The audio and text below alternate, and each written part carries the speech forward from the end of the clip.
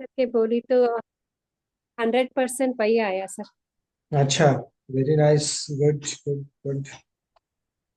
देखिए, प्रश्न जो है वो पूर्ण पूर्ण रूप से बहुत ही मैजिकल, यानी कि बहुत ही अच्छे आप इससे आंसर्स दे सकते हैं प्रश्न से।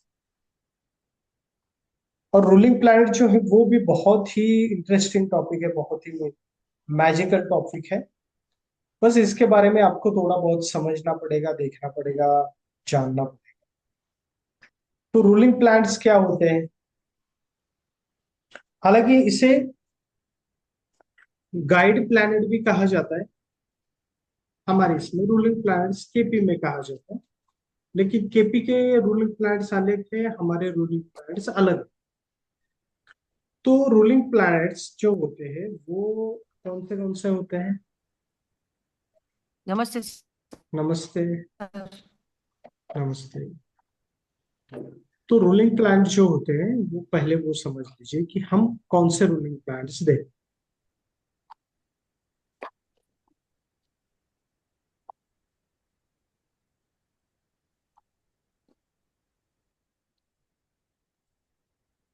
उसमें लग्न का फर्स्ट जो रूलिंग प्लैनेट्स है वो है लग्न, नक्षत्र लॉर्ड।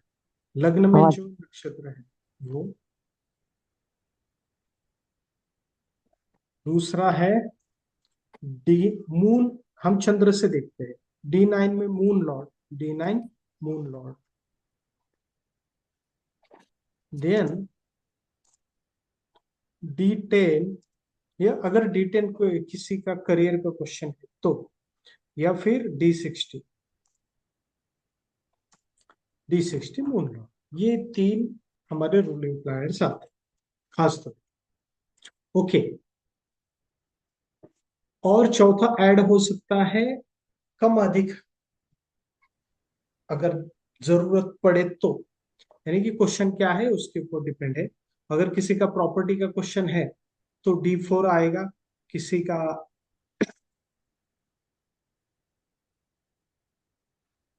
यहाँ पे, सपोज कीजिए यहाँ पे कौन सा आएगा? सपोज किसी का प्रॉपर्टी का थे, D4 का मून लॉर्ड आएगा। अगर किसी का चिल्ड्रन का है तो D7 का आएगा। अगर किसी का करियर का है तो D10 का। Got it? मतलब अगर यहाँ पे अगर आपको देखना है रूलिंग प्लैनेट्स, अभी के रूलिंग प्लैनेट्स अगर आपको देखने हैं तो आज 21 तारीख है। जिस हाँ। वक्त आप प्रश्न कुंडली देख रहे हैं उस वक्त के आपको रूलिंग प्लैनेट्स को देखना है।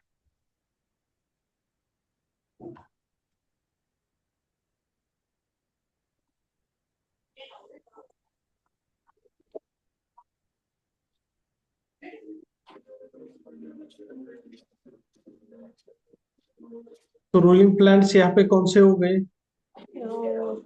आपसे तक्षण केळबर्तन हो रहा वो।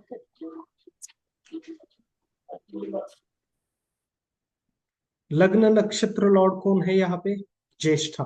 यानी कि लग्न नक्षत्र लॉर्ड कौन हो गया? मर्क्यूरी। तो मर्क्यूरी आया first ruling planets. Then second D9 में जाइए। D9 में मून लॉर्ड कौन है वो देखिए, मार्स। और D60 में कौन है? मर्क्यूरी। तो कौन आए हमारे रूलिंग प्लैनेट्स? मर्क्यूरी, फिर उसके बाद मार्स, और फिर उसके बाद मर्क्यूरी। अब इन सर ये M L क्या लिखा है सर? M L क्या क्या? D9 M L क्या लिखा है? M L। Moon Lord. Okay okay. Moon Lord यानी कि चंद्र का हमें लॉर्ड देखना है। रूलिंग प्लैनेट्स कौन से है? लग्न का नक्षत्र लॉर्ड, डी D9 में मून का जो है वो राशि लॉर्ड, और D60 में मून का राशि लॉर्ड। ये आपको तीन कंपलसरी तो लेने ही है। उसके बाद अगर किसी का क्वेश्चन है करियर का तो D9 का भी मून, D10 का मून लॉर्ड आएगा। D4 का अगर प्रॉपर्टी का है तो जो इस तरीके से हम देख। ठीक है। अब ये तो हो गए रूलिंग प्लैन्स। अब इसका इस्तेमाल क्या करना है, कैसे करना है, वो महत्वपूर्ण है। बहुत अलग अलग तरीके से आप इसका इस्तेमाल कर सकते, बहुत ही अलग अलग तरीके से। दूसरा एक मेथड है रूलिंग प्लांट्स का, वो क्या है वो भी मैं बता देता हूं। उसमें लग्न नक्षत्र लॉर्ड कंपलसरी रहेगा, ओके, और मून का नक्षत्र लॉर्ड भी कंपलसरी रहे, मून का नक्षत्र लॉर्ड भी कंपलसरी रहे। अब यहां पे अब यहां पे जिस भाव को आपको देखना है, जिस भाव के संबंधित क्वेश्चन है, सपोज कीजिए किसी मैरिज के बारे में पूछा, तो D9 में सेवंथ लॉर्ड रूलिंग में आ जाएगा। D9 में जो सेवंथ लॉर्ड है, नववांश कुंडली का सेवंथ लॉर्ड, और D60 का भी सेवंथ लॉर्ड भी रूलिंग प्लैनेट्स हो जाए। अगर यहाँ पे ऐसा समझिए कि D9 में कोई प्लैनेट है, सपोज यहाँ पे राहु, D9 में सपोज वीनस है, तो वीनस आएगा रूलिंग में। अगर D60 में यहाँ पे राहु है, तो राहु आएगा, मार्स की जगह पे राहु आएगा रूलिंग। तो यहाँ इस तरीके से कौन से आएगा रूलिंग प्लैनेट्स, लग्न नक्षत्र लॉर्ड ज्येष्ठा। अब आपको मून का नहीं, मून का नक्षत्र लॉर्ड यहाँ पे अगर उसे कंपलसरी हम नहीं लेते, अगर यू जरूरत पड़े तो ही। अब यहाँ पे D9 में कौन है सेवंथ लॉर्ड, मर्क्यूरी, और D60 में यहाँ पे सेवंथ लॉर्ड ना लेकर हम लेंगे राहु का, as a Rahu ruling planet, यानी कि यहाँ पे रूलिंग प्लैनेट मर्क्यूरी, मर्क्यूरी और राहु। सपोज कीजिए कि यहाँ पे वीनस आ, तो हमारा रूलिंग प्लैनेट्स क्या होते, मर्क्यूरी लग्न नक्षत्र लॉर्ड, D9 में वीनस और D60 में राहु, इस तरीके से। लेकिन इसे आप एडजस्ट भी कर सकते, एडजस्ट कैसे करना है कि सपोज कुछ कुछ चीजों में आप एडजस्ट कर सकते हैं, जैसे कि दशा सिलेक्शन में, वो आगे मैं बताऊंगा, लेकिन ये इस तरीके से रूलिंग प्लैनेट्स होते हैं। अभी तक कोई क्वेश्चन है तो पूछ लीजिए, कोई चीज समझ में नहीं आई।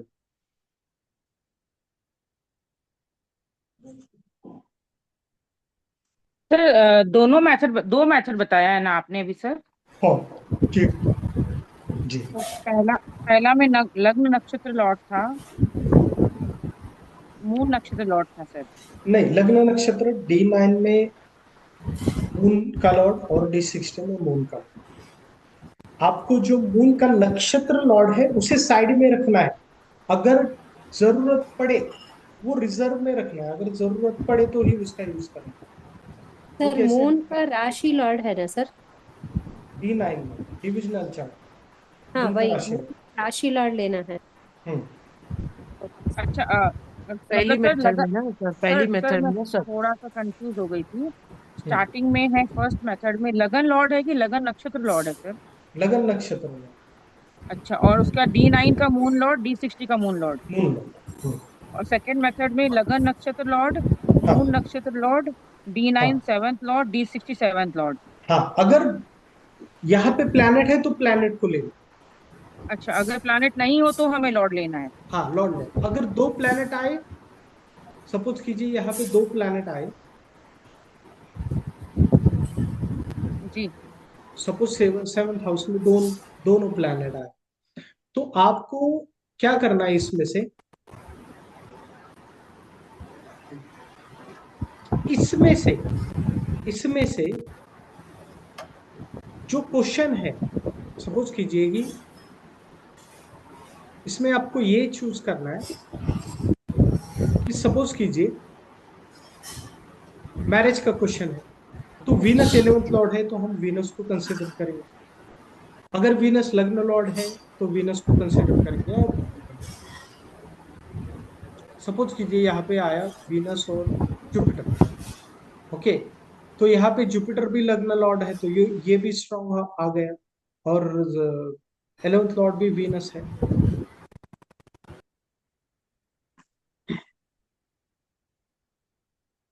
तो ये भी आ गया। तो क्या करना है यहाँ पे आपको कि सपोज कीजिए यहाँ पे लग्न लॉर्ड जुपिटर भी 7th हाउस में, 11th लॉर्ड वीनस भी 7th हाउस में।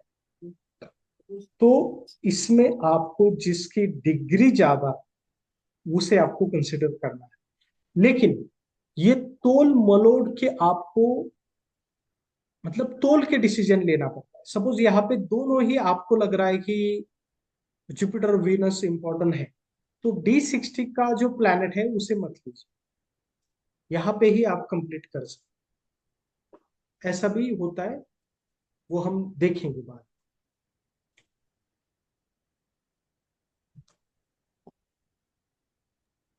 किसका ज्यादा डिग्री है उसको लेना है ना सर? हाँ हाँ, जिसका ज्यादा डिग्री है उसको लेना।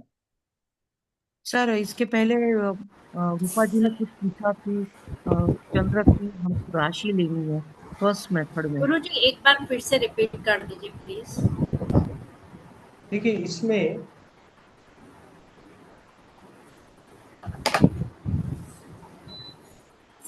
फर्स्ट मेथड आपको समझ में आया, सिंपल है।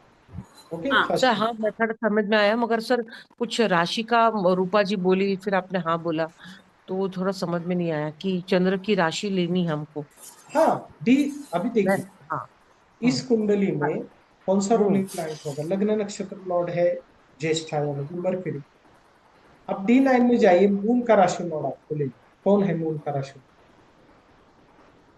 यहाँ पे मार्स। मार्स। मार्स। D60 में मून का राशि लॉर्ड लेना है, कौन है? मरकरी। हाँ सिंपल। अच्छा मार्स। हाँ हाँ। हाँ। और आपको मून का नक्षत्र लॉर्ड भी लेना है, लेकिन वो लग्न कुंडली से मून का नक्षत्र, लेकिन उसे रिजर्व रखना है। अगर उसकी जरूरत पड़े तो उसका यूज करना। हम्म। ओके। अब जो दूसरी मेथड है, वो दूसरी मेथड ये है कि लग्न नक्षत्र लॉर्ड एज इट इज रहेगा। D9 में जो आपको भाव देखना है उसका लॉर्ड लीजिए, D60 में जो भाव देखना है उसका लॉर्ड लीजिए, सिंपल। लेकिन ऐसा हमेशा नहीं होता, कंडीशन ये रहती है कि प्लैनेट भी आते हैं। सपोज कीजिए आप मैरिज का देख रहे हैं और D9 में जुपिटर वीनस भी आ गए यहाँ। ओके। ओके, दो प्लैनेट आए, तो आप क्या करेंगे कि इसमें से जो हाईएस्ट डिग्री है वो लेंगे, या 11th लॉर्ड है, लग्न लॉर्ड है, वो लेंगे। ओके, 11th लॉर्ड, लग्न लॉर्ड या 9th लॉर्ड होके 7th हाउस में जो प्लैनेट बैठा है उसे आप ज्यादा महत्व देंगे, उसे लेंगे। और फिर D60 में जाएंगे और D60 में भी वैसा ही करेंगे। अगर दो प्लैनेट है तो ऐसा करना है कि जो लग्न लॉर्ड है, जो 11th लॉर्ड है, उसे ज्यादा इंपॉर्टेंस देना है, और उसके बाद 9th लॉर्ड। ये समझ में आया? अगर इसमें सपोज कीजिए क्या है कि जुपिटर भी है लग्न लॉर्ड और वीनस भी 11th लॉर्ड है, अब यहाँ पे कंफ्यूजन आ गया। तो आप क्या कर सकते हैं, D60 में ना जाकर इन दोनों को भी ले सकते हैं। लेकिन ये कंडीशन के ऊपर डिपेंड है कि सपोज कीजिए आपको दशा सिलेक्ट करने हैं रूलिंग प्लैनेट्स, ये दशा में काम आए, और जुपिटर की या वीनस की दशा में होगा, ये अगर आपको जानना है। जब आप दशा पैटर्न को देखेंगे, आपके सामने दशा होगा, तब आपको ये चीज पता चलेगी कि इस दोनों का ही हमें इस्तेमाल करना है।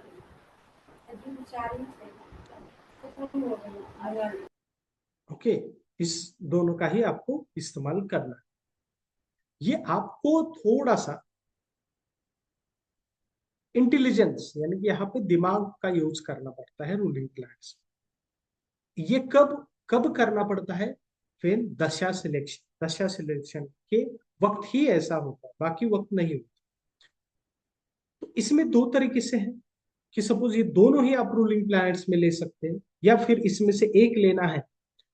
तो मैंने क्या कहा, जो लग्न लॉर्ड है या जो 11th लॉर्ड है उसे लीजिए, या फिर अगर सपोज दोनों भी इंपॉर्टेंट है, जुपिटर और वीनस, इसमें से जो हाईएस्ट डिग्री है उसे लीजिए।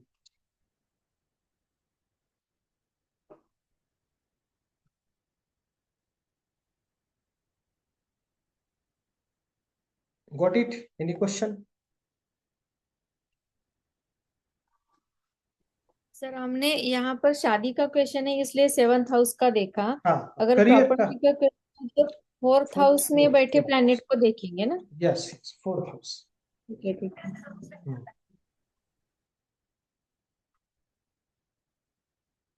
ओके।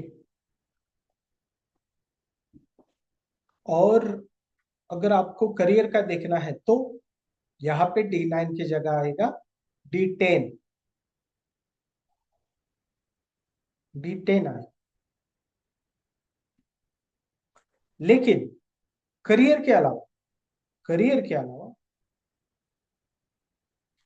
बाकी एनी क्वेश्चन आपको D9 का ही यूज करना है, चाहे प्रॉपर्टी को हो चाहे कोई भी हो।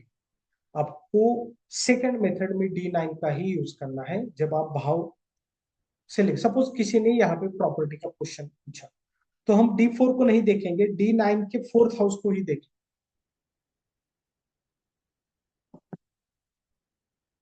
किसी ने चिल्ड्रन का पूछा तो हम D7 चार्ट को नहीं देखेंगे, यहाँ पे D9 का ही 7 चार्ट देखेंगे। सिर्फ करियर के मैटर में हम D10 को लेंगे D9 के जगह।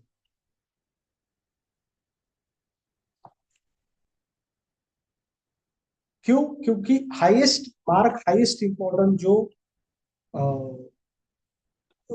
डिविजनल चार्ट होते हैं उसमें D60 और D9 सबसे ज्यादा आते हैं और D10।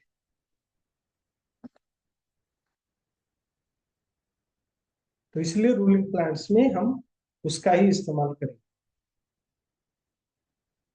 अब रूलिंग प्लैनेट क्या है ये समझ लीजिए। रूलिंग प्लैनेट है या गाइड प्लैनेट, ये आपको इंडिकेशन, ये एस्ट्रोलॉजर के एज अ हेल्पर है, एस्ट्रोलॉजर को गाइड करने वाले, आपको सूचना देने वाले कि शायद इन प्लैनेट का कनेक्शन है, इस तरीके से कनेक्शन है, इस तरीके से चीजें हो सकती है, ये फोर्थ प्लैनेट बहुत ज्यादा इंपॉर्टेंट है, ये आपको सूचित करने वाले रूलिंग प्लैनेट्स होते हैं। अब रूलिंग प्लैनेट्स, इसमें कोई क्वेश्चन है, कोई चीज समझ में नहीं आए तो पूछ लीजिए।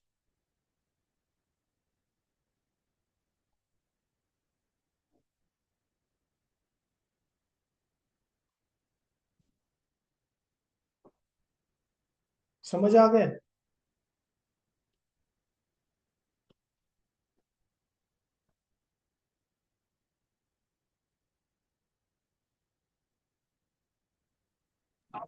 डाइवोर्स के केस में भी D30 नहीं देखेंगे क्या फिर? नहीं, D30 नहीं ओ, देखेंगे। डाइवोर्स के केस में आप D9 का 8000। D9 का 8th हाउस। हाँ,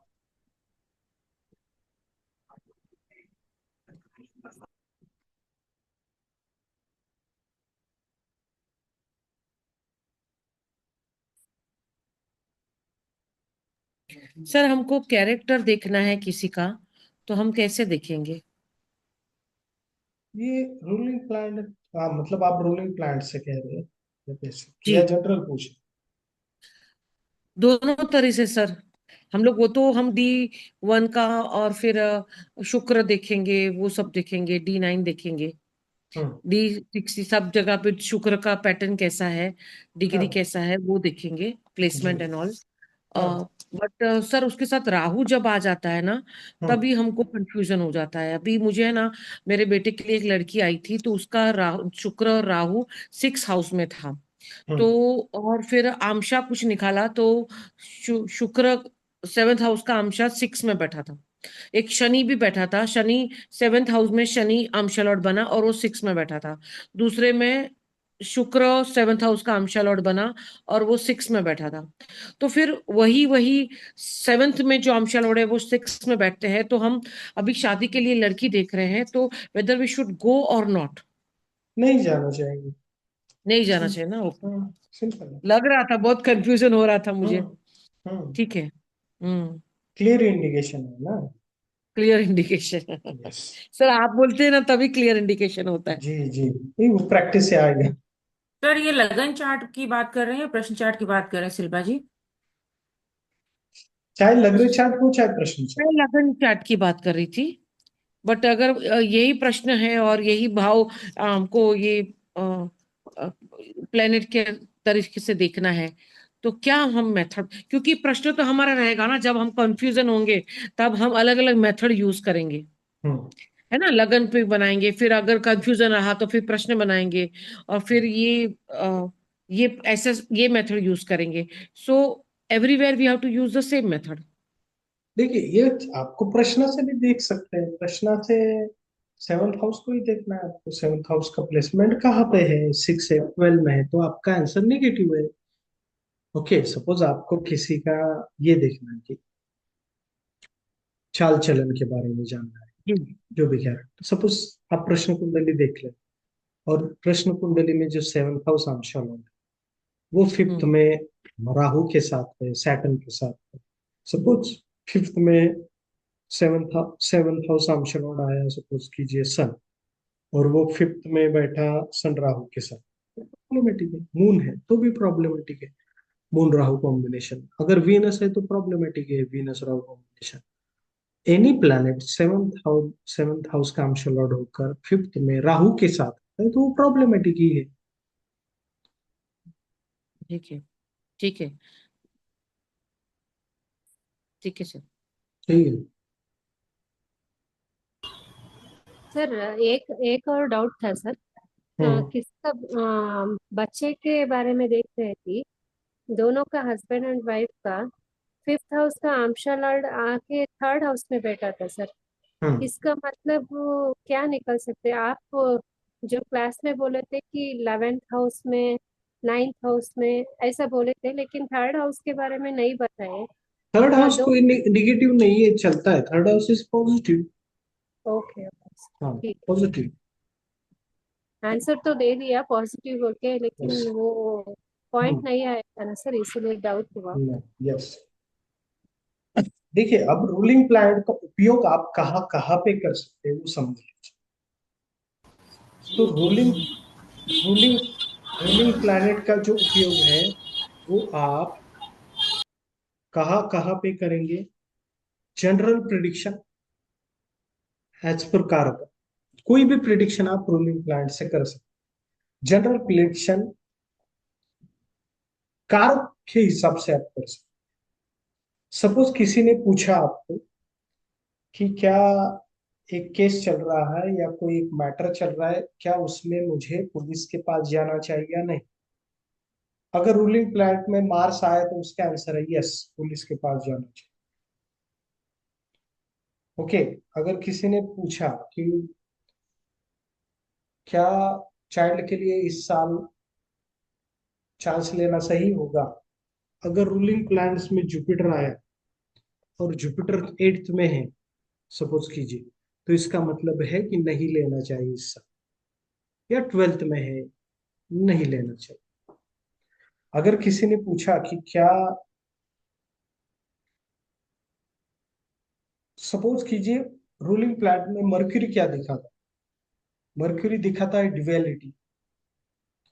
कोई भी चीज दो बार होगी, डबल करनी पड़ेगी या रिपीटेटिव करनी पड़ेगी, मर्क्यूरी इंडिकेट करता है। अगर किसी ने पूछा क्या पैसा आएगा मेरा वापस, अगर मर्क्यूरी वहां पे आया तो समझ लीजिए कि रूलिंग प्लैनेट में ही पैसा दो बार आएगा, मतलब रुक रुक 2 हफ्ते में आए, 2 इंस्टॉलमेंट में आए।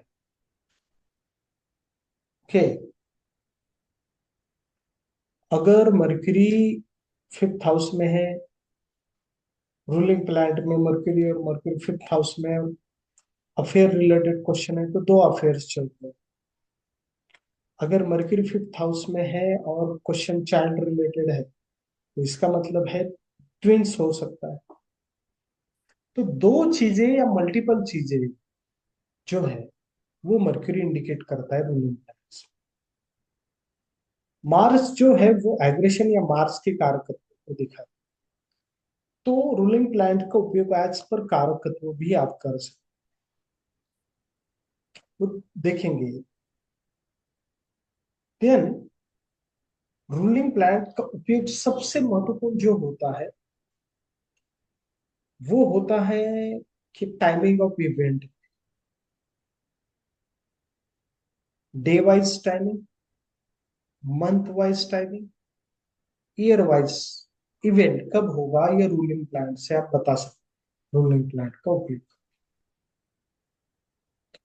देन थर्ड यूज होता है रूलिंग प्लैनेट का सिलेक्शन ऑफ राइट दशा। सिलेक्शन ऑफ राइट दशा,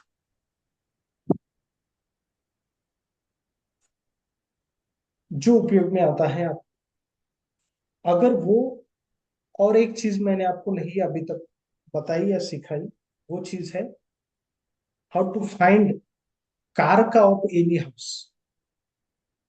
ओके, तो आपको कारक को फाइंड आउट करना है और उसको कोलैबोरेट करना है रूलिंग प्लैनेट के साथ, तब आपको एग्जैक्टली पता चलता है कि किस दशा में हो। वो मैं बताऊंगा जब हम रिसर्च और प्रैक्टिकल सेशन में जाएंगे तब। सिंपल है, ऐसा कोई चीज नहीं है, लेकिन वो दशा, तो सिलेक्शन ऑफ राइट दशा, किस दशा में कौन सा इवेंट होगा, यानी कि यह इवेंट होगा या नहीं होगा, इसके लिए आप रूलिंग प्लैनेट्स का उपयोग कर सकते हैं। देन रूलिंग प्लैनेट की अपनी एक न्यूमरोलॉजी है, नहीं उससे भी आप प्रिडिक्शन कर सकते हो। बर्थ टाइम रेक्टिफिकेशन भी आप रूलिंग प्लैनेट से कर सकते हो। ये चीजें आप रूलिंग प्लैनेट से कर सकते हो। समझ में आया? तो प्रश्न में बहुत महत्वपूर्ण होते हैं। क्विक प्रश्न जो होते हैं वो आप रूलिंग प्लैनेट से बता सकते हो। जैसे कि बिजली कब आएगी, कोई व्यक्ति घर कब आएगा, या जो ऐसे क्वेश्चंस होते हैं। ओके, कि कोई रिलेटिव अगर आपके पास आने वाला है तो वो कब आ सकता है, किस वक्त आ सकता है, किस टाइम पे आ सकता है, किस लग्न में आ सकता है, यह भी आप रूलिंग प्लैनेट से जान सकते। देन डिलीवरी कब होगी, उसका आप डेट भी रूलिंग प्लैनेट से निकाल सकते हैं। लेकिन उसे थोड़ा दशा के साथ कोलैबोरेट अगर आप करते हैं तो आपको मिल वो जाएगा। कैसे निकालेंगे सर? हाँ, डिलीवरी का कैसे निकालेंगे डेट? वही रूलिंग प्लैनेट से ही, वो मैं बताऊंगा, लेकिन मैं आपको यूज बता रहा हूं कि ये यूज आप रूलिंग प्लैनेट से कर सकते हैं। ओके, देन जो चीज होती है कि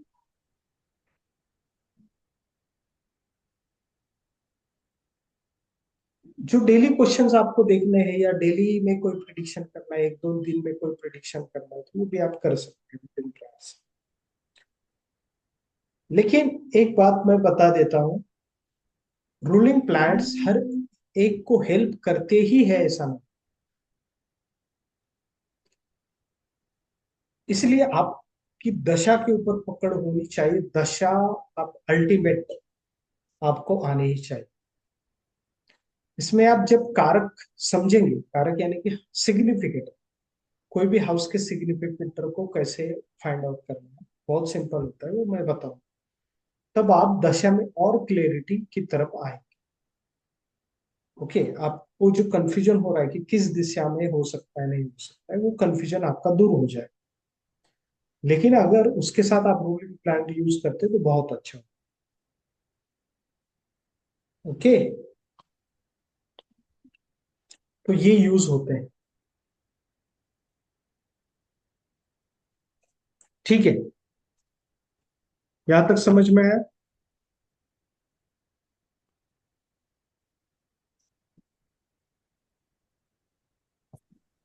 हाँ सर। जी सर। अब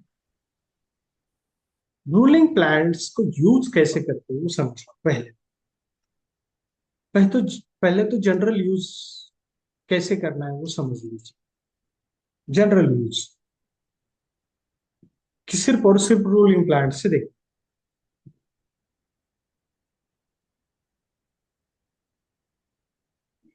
सपोज कीजिए किसी ने प्रॉपर्टी का क्वेश्चन पूछा और मून रूलिंग प्लैनेट, सपोज इस कुंडली में, और सपोज मून रूलिंग प्लैनेट में है और मून है यहाँ। ओके, मून है यहाँ। अब आप क्या करेंगे, सपोज उसने पूछा कि क्या मुझे प्रॉपर्टी लेनी चाहिए या नहीं लेनी चाहिए, ऐसा क्वेश्चन उसने पूछा, और रूलिंग प्लैनेट में मून आया और वो मून है नाइन्थ लॉर्ड और फिफ्थ हाउस में है, सॉरी फोर्थ हाउस में, तो आपका आंसर होगा हाँ, आप प्रॉपर्टी ले सकते। या फिर मार्स आया और मार्स है नाइन्थ हाउस में, क्योंकि मार्स इज अ कारक ऑफ प्रॉपर्टी, तो आप बोल सकते हैं कि हाँ, आप प्रॉपर्टी खरीद सकते। इससे सिंपल, इस तरीके से आप यूज कर सकते।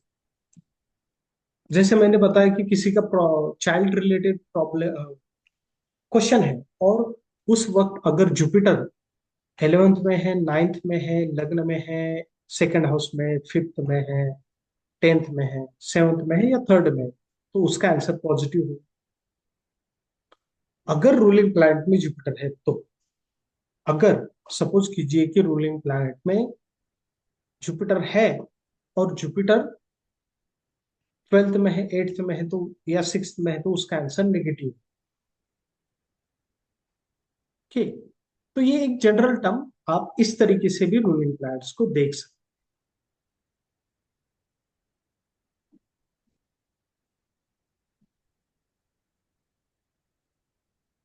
Got it? अब सबसे महत्वपूर्ण जो रूलिंग प्लैनेट का यूज है वो है टाइमिंग। टाइमिंग, इसके लिए आपको दो चीजें मालूम होनी चाहिए। इसमें यूज करते हैं राशि और नक्षत्र, ट्रांजिट, राशि और नक्षत्र, और कॉम्बिनेशन में आपको यूज करना पड़ेगा। कॉम्बिनेशन और राशि और नक्षत्र, और अगर आपको दिन का देखना है तो लग्न एंड नवमांश। नवमांश, कौन सा नवमांश चल रहा है अभी, कौन सा नवमांश, यानी कि सपोज लाइट आएगी या नहीं आएगी, इसके लिए आपको क्या देखना पड़ेगा, कौन सा नवमांश चल रहा है। ओके, लग्न कौन सा चल रहा है, और डी टाइम में वो सब चीजें देखनी पड़ती। मंथ के लिए आपको क्या देखना पड़ता है, राशि और नक्षत्र। डे के लिए आपको लग्न और डे 9 देखना पड़ता है, डे का प्रिडिक्शन है तो। अगर मंथ का प्रिडिक्शन करना है तो राशि और नक्षत्र ट्रांजिट आपको देखना पड़ता है। ओके, अब देखिए, इस राशि और नक्षत्र में आप किसका ट्रांजिट देखेंगे, सन का। ओके, अगर आपको डे का विथ इन मंथ का इवेंट देखना है, विथ इन एक मंथ में, या दिन का इवेंट देख, सपोज मंथ वाइज आपको देखना है कि इस मंथ में क्या इवेंट हो सकता है, तब आपको मून का ट्रांजिट देखना है through ruling planets. Through ruling planets वो मैं सिखाऊंगा। मंथ यानी कि किस मंथ में होगा उसके लिए सन देखना है through ruling planets. Day wise देखना है तो लग्न एंड D9 को देखना है। D9 यानी डे में, यानी कि किस दिन में किस समय इवेंट हो सकता है, थ्रू रूलिंग प्लैनेट्स आपको देखना। ईयर वाइज देखना है तो आपको जुपिटर का ट्रांजिट देखना है थ्रू रूलिंग प्लैनेट्स। ओके, अब ये कैसे देखना है वो समझ लीजिए। सर चंद्र का कब देखना है सर? सूर्य का गोचर 1 मंथ का होगा तभी। देखिए, दिन अगर का होगा आपको तो सपोज कीजिए कि इस मंथ में मई में इवेंट को चेक करना है, मई में, तो आप मून का ट्रांजिट देखेंगे हर दिन, मतलब मून का ट्रांजिट देखेंगे कि मई मंथ में कौन से दिन में इवेंट हो सकता है। अब उस दिन में किस लग्न पे इवेंट हो सकता है वो भी आपको पता चलेगा कि लियो लग्न जब उदित होगा, राइजिंग होगा, उस वक्त होगा, और किस नवमांश में होगा वो भी आपको पता चलेगा। ओके, अगर सपोज किसी का शादी का सपोज किस मंथ में होगी वो जानना है तो आपको सन का ट्रांजिट देखना पड़ेगा, आगे के 6 महीने में किस मंथ में होगा। इस मंथ में सपोज कीजिए दो तरीके से, इस मंथ के लिए मून को देखिए, आगे के 6 महीने के हर एक मंथ के लिए या एक साल में मंथ के लिए आप सन को देखिए, और अगर साल का ही देखना है तो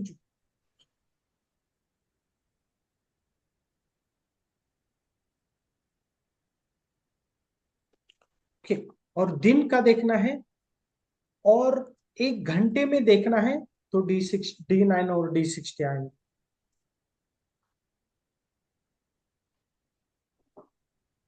ओके, लाइट कब आएगी इसके लिए आप क्या देखेंगे, या कोई व्यक्ति आपके घर किस समय आएगा, वो लग्न D9 और D60, इसे बस याद रखिए। ओके, मैं बताऊंगा कि आपको वो कैसे देखना है।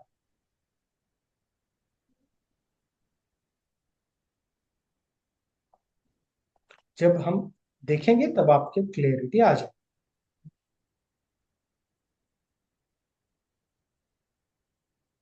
पहले तो सपोज कीजिए कि आपको रूलिंग प्लैनेट नोट डाउन करना है। अब यहाँ पे रूलिंग प्लैनेट कौन से हैं, लग्न नक्षत्र लॉर्ड कौन है, लग्न नक्षत्र lord is equal to mercury.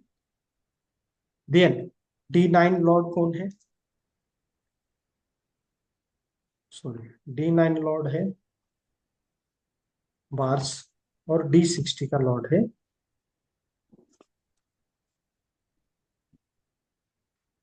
D60 का लॉर्ड है मर्क्यूरी। ओके, अब यहाँ पे रिजर्व कौन सी चीज रखनी है आपको, रिजर्व हमेशा मून का नक्षत्र लॉर्ड रिजर्व में रखना है, अगर उसकी जरूरत पड़े तो उसका उपयोग हमें करना। मून का नक्षत्र लॉर्ड है पूर्व भाद्रपदा यानी कि जुपिटर, मून हाँ पूर्व भाद्रपदा यानी कि जुपिटर। और हमेशा याद रखिए जब भी रूलिंग प्लैनेट में मून आता है तो इसका मतलब है इवेंट जल्दी होगा, जब भी रूलिंग प्लैनेट में सैटर्न आता है तो इसका मतलब है इवेंट डिले होने वाला है, अगर सैटर्न 2 बार आता है तो ज्यादा डिले होने वाला है। ओके, यानी कि यहाँ पे रूलिंग प्लैनेट्स कौन से हैं, मर्क्यूरी मार्स, ये 2 रूलिंग प्लैनेट हैं। और सपोर्ट के लिए हम यहाँ पे मून का नक्षत्र लॉर्ड जो है उसे भी लेंगे जुपिटर। क्यों, क्योंकि यहाँ पे हमें एटलीस्ट 3 तो चाहिए। देखिए यहाँ पे है मर्क्यूरी 2 बार आया है और मार्स आया है, और सपोर्ट में हम जुपिटर को यहाँ पे कंसिडर करेंगे अगर हमें जरूरत पड़े तो। अब आपको क्या करना समझ लीजिए, इस व्यक्ति का क्वेश्चन है, ये रूलिंग प्लैनेट्स कौन है, मर्क्यूरी मार्स। अब आपको जानना है कि मई मंथ में इसका इवेंट कब हो सकता है। सपोज इसने प्रश्न पूछा आपसे कि पैसे मुझे कब मिलेंगे मई मंथ। अब आपको देखना क्या, मून का ट्रांजिट। ओके, मून का ट्रांजिट, ओके मून का ट्रांजिट देख, मून का ट्रांजिट कैसे देखना है, पैटर्न को हमेशा याद रखिए।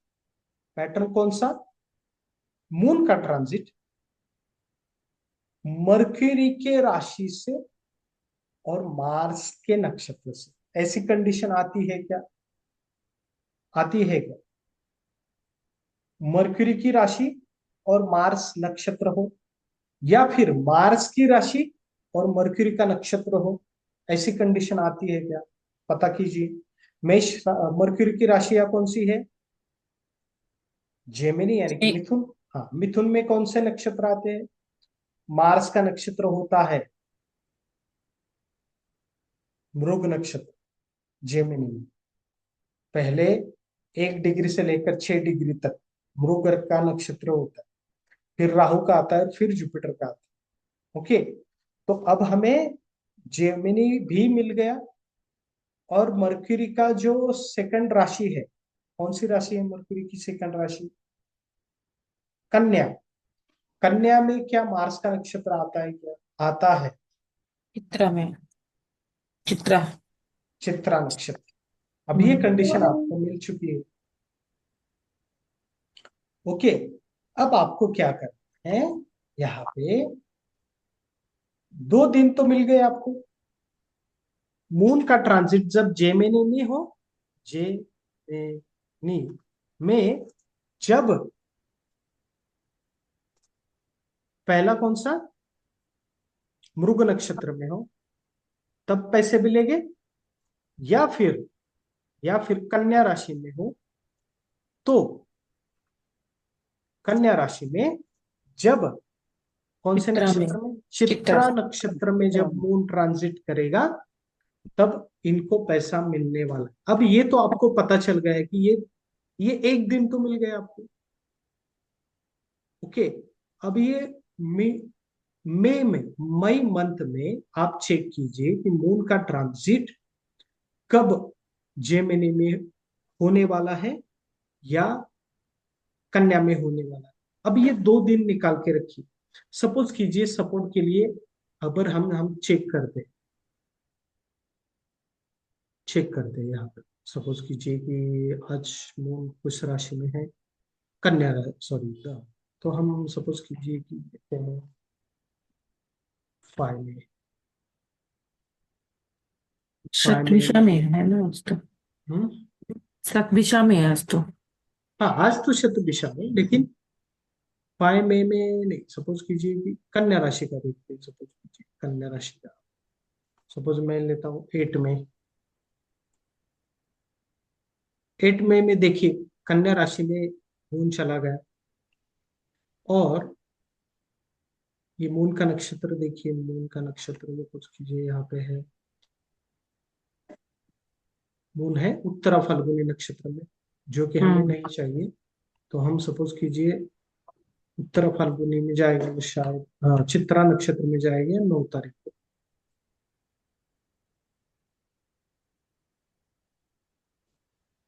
हाँ, हस्त, और उसके बाद चित्रा, यानी कि 10 तारीख, 9 तारीख को ही जाएगा। ओके, 9 तारीख को ही जाएगा, यानी कि कुछ समय बाद जाएगा 9 तारीख को। सपोज कीजिए हमें टाइम चेंज करना चित्रा पड़ेगा, में। रात को जाएगा। ओके, या 10 तारीख लीजिए, 10 तारीख को जाएगा चित्रा में। नहीं, वो इसमें चला गया, कन्या में चला। 10 तारीख को वो जाएगा। नहीं, 10 को चित्रा में ही है सर।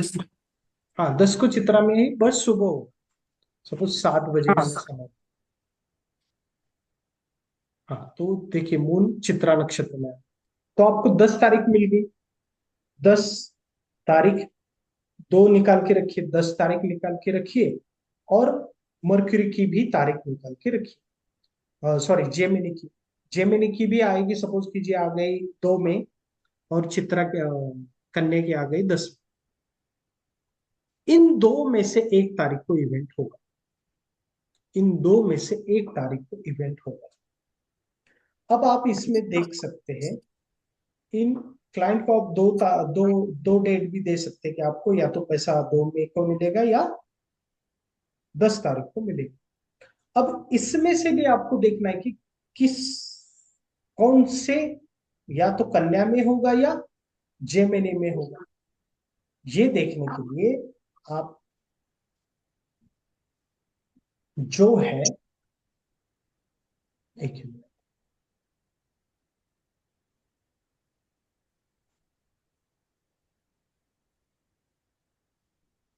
ये देखने के लिए आप इस रिजर्व का यूज कर सकते हैं। और रिजर्व कौन है, जुपिटर। अब जुपिटर किस राशि में, कन्या या जेमिनी में है, जेमिनी में है। जेमिनी में आएगा सर। हाँ, तो जेमिनी में इवेंट। अच्छा, नक्षत्र लॉर्ड को जो हमने साइड में रखा था उसको इसमें हाँ, चेक किया। हाँ, यस, ऐसा आप ठीक कर सकते। गॉट इट, समझ में आ गया। थोड़ा थोड़ा सर। हाँ, थोड़ा थोड़ा। थोड़ा थोड़ा। अभी इसमें क्या कंफ्यूजन है बताइए। नहीं, कंफ्यूजन नहीं सर, प्रैक्टिस की जरूरत है। प्रैक्टिस की जरूरत है आपको। जी सर। राशि और नक्षत्र कॉम्बिनेशन कर, जो रूलिंग प्लैनेट्स में प्लैनेट है उनके राशि और नक्षत्र का कॉम्बिनेशन।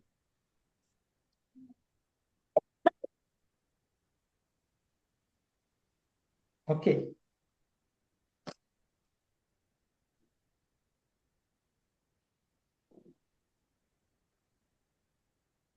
आपके चार्ट का सर नक्षत्र का अब काम आएगा सर। हम्म जो हम्म आपने चार्ट दिया था ना हाँ, कि नक्षत्र, यस। भाव मध्य निकालने में, तो इतने दिन तो हम लोग सिर्फ डिग्री देख रहे थे, नक्षत्र पे ध्यान ही यस। नहीं था। अब सपोज कीजिए ये हो गया मंथ वाइज, यानी कि मंथ वाइज मंथ, इस मंथ में कभी नहीं हो सकता। सपोज कीजिए कि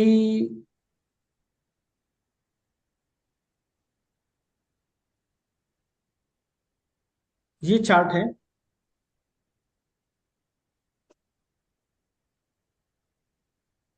ये चार्ट है, एक है 6, 21, 20 तारीख।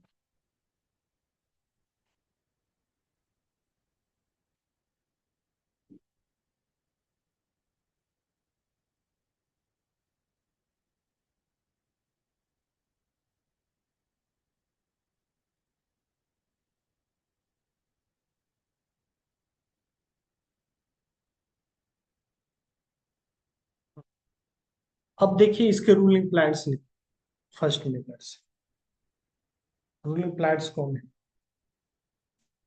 लग्न है पूर्व फाल्गुनी नक्षत्र, यानी कि वीनस।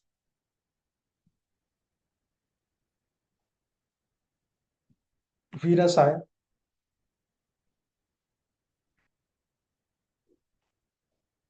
मून का नक्षत्र है धनिष्ठा, उससे थोड़ा साइड, ठीक है।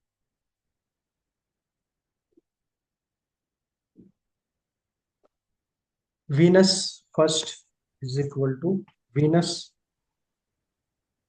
देन D9 में जाइए, D9 में कौन है?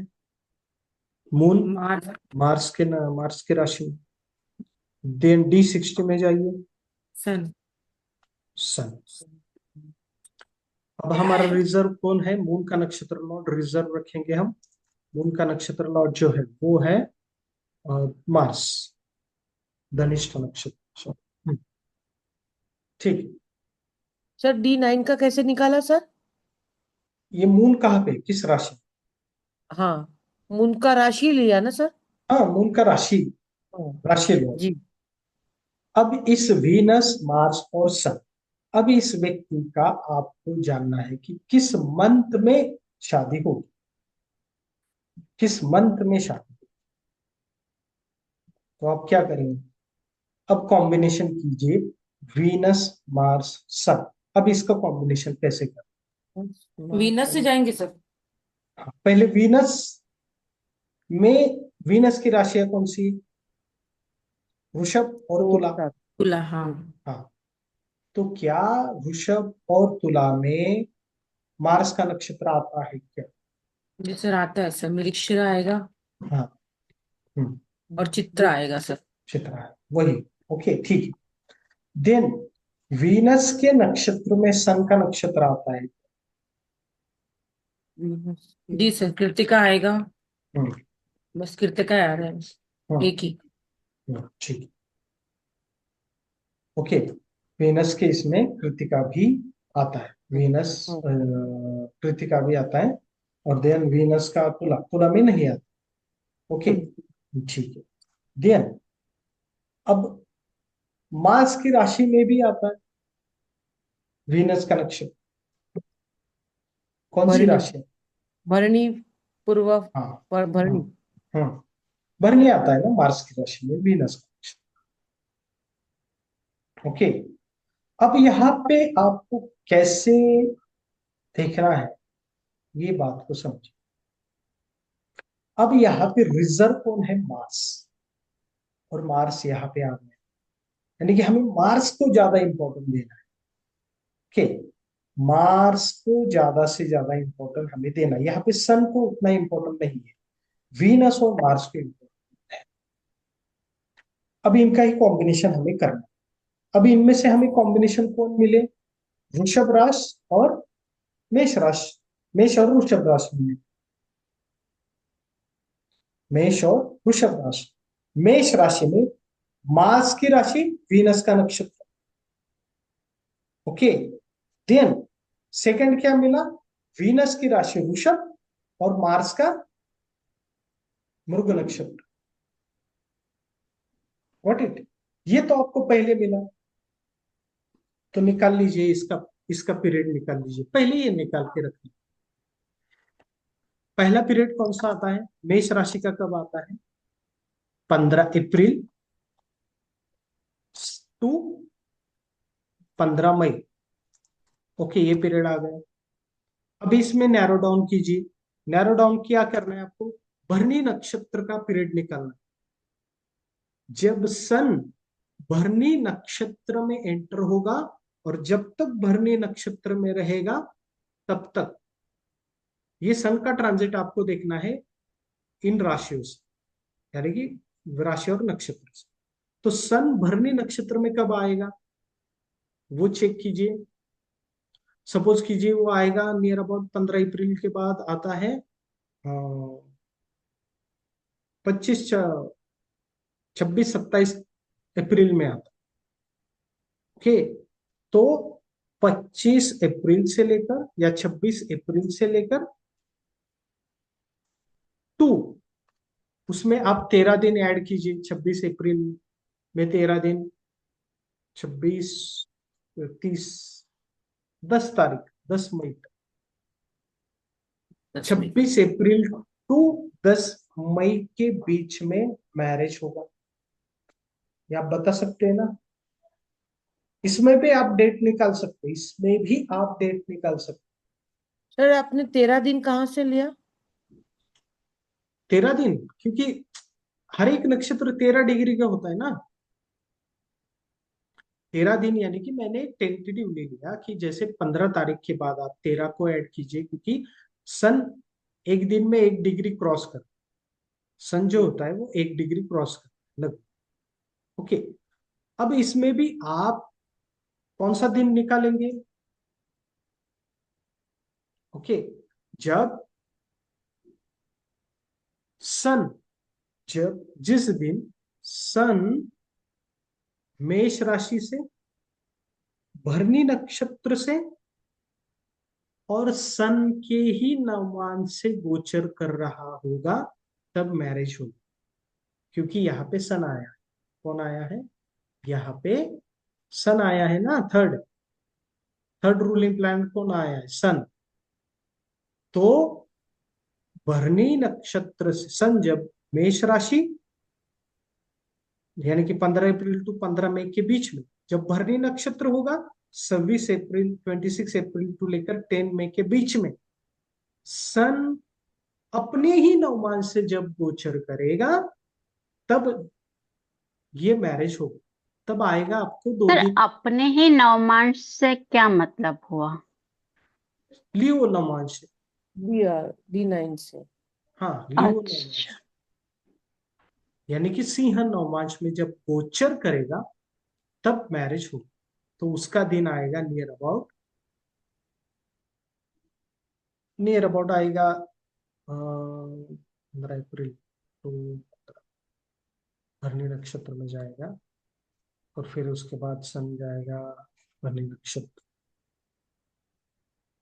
नियर अबाउट 30 या सपोज 2 मई लीजिए। ओके, 2 मई ले सकते हैं, उसका भी चार्ट होता है। देखिए, तो समझ में नहीं आ रहा है तो पूछ सकते हैं आप। समझ में आ रहा है? मुझे ये अपने ही नवमांश से नहीं समझ में आ रहा गुरु जी।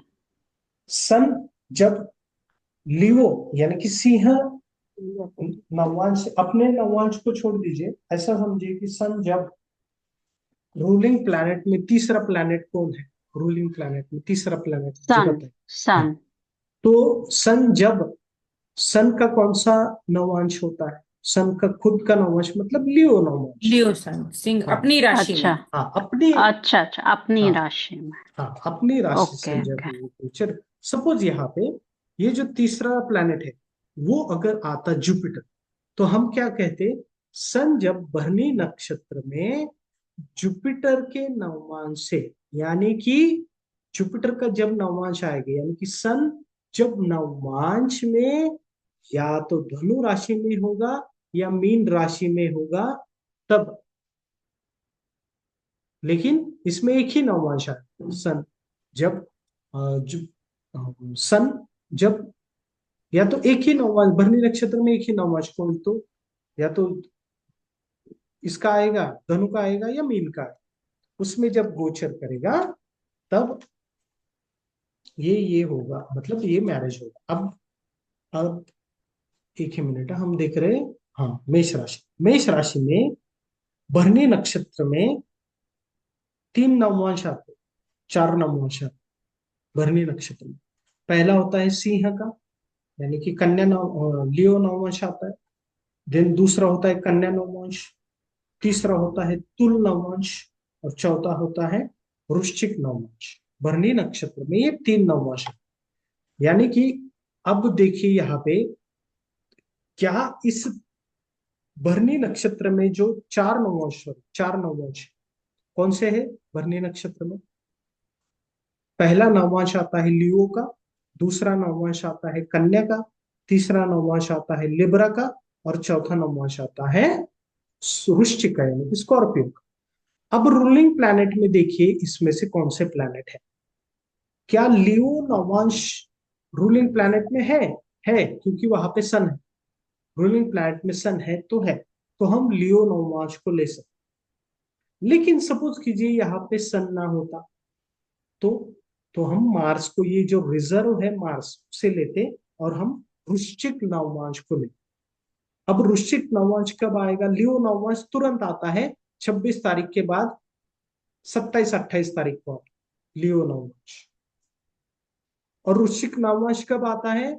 10 मई के आसपास आता है, यानी कि 8, 9, 10 मई के आसपास आता है। तो आप वो तारीख दे सकते हैं अगर आपको देना है। सपोज यहाँ पे लियो नवमांश यानी कि सन का गोचर जब भरनी, फिर से मैं रिपीट करता हूं, जब सन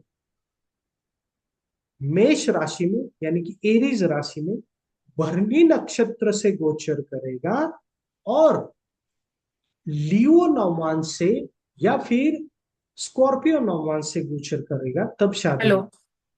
अब ये लियो नवमांश कब आता है? 26, 27, 28 तारीख के बीच में आता है। तो आप क्या दे सकते हैं? 26 अप्रैल से लेकर, या आप 4 दिन दे सकते हैं, 26 से लेकर 30 तारीख के बीच में शादी होगी, या फिर 5 मई से लेकर 10 मई के बीच में शादी होगी, ये आप दे सकते हैं। ओके, अगर वृश्चिक नवमांश हमने लिया तो।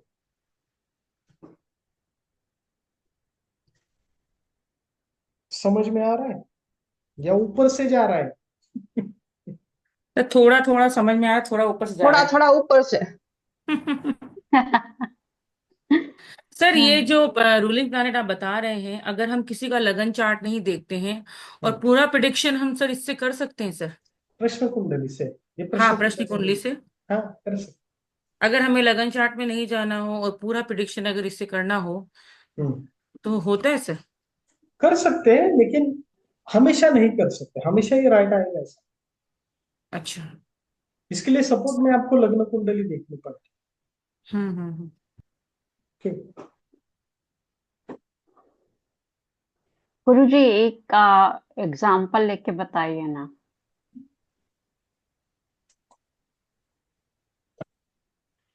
ये एग्जाम्पल ही है ना, मैंने ये जो दिया है, ये कल मैंने क्वेश्चन देखा था, वो मैं आपको बता। अच्छा। ओके, लेकिन यहाँ पे देखिए 15 अप्रैल टू 15 में, 6 अप्रैल टू 10 में, ये कब का बताया मैंने?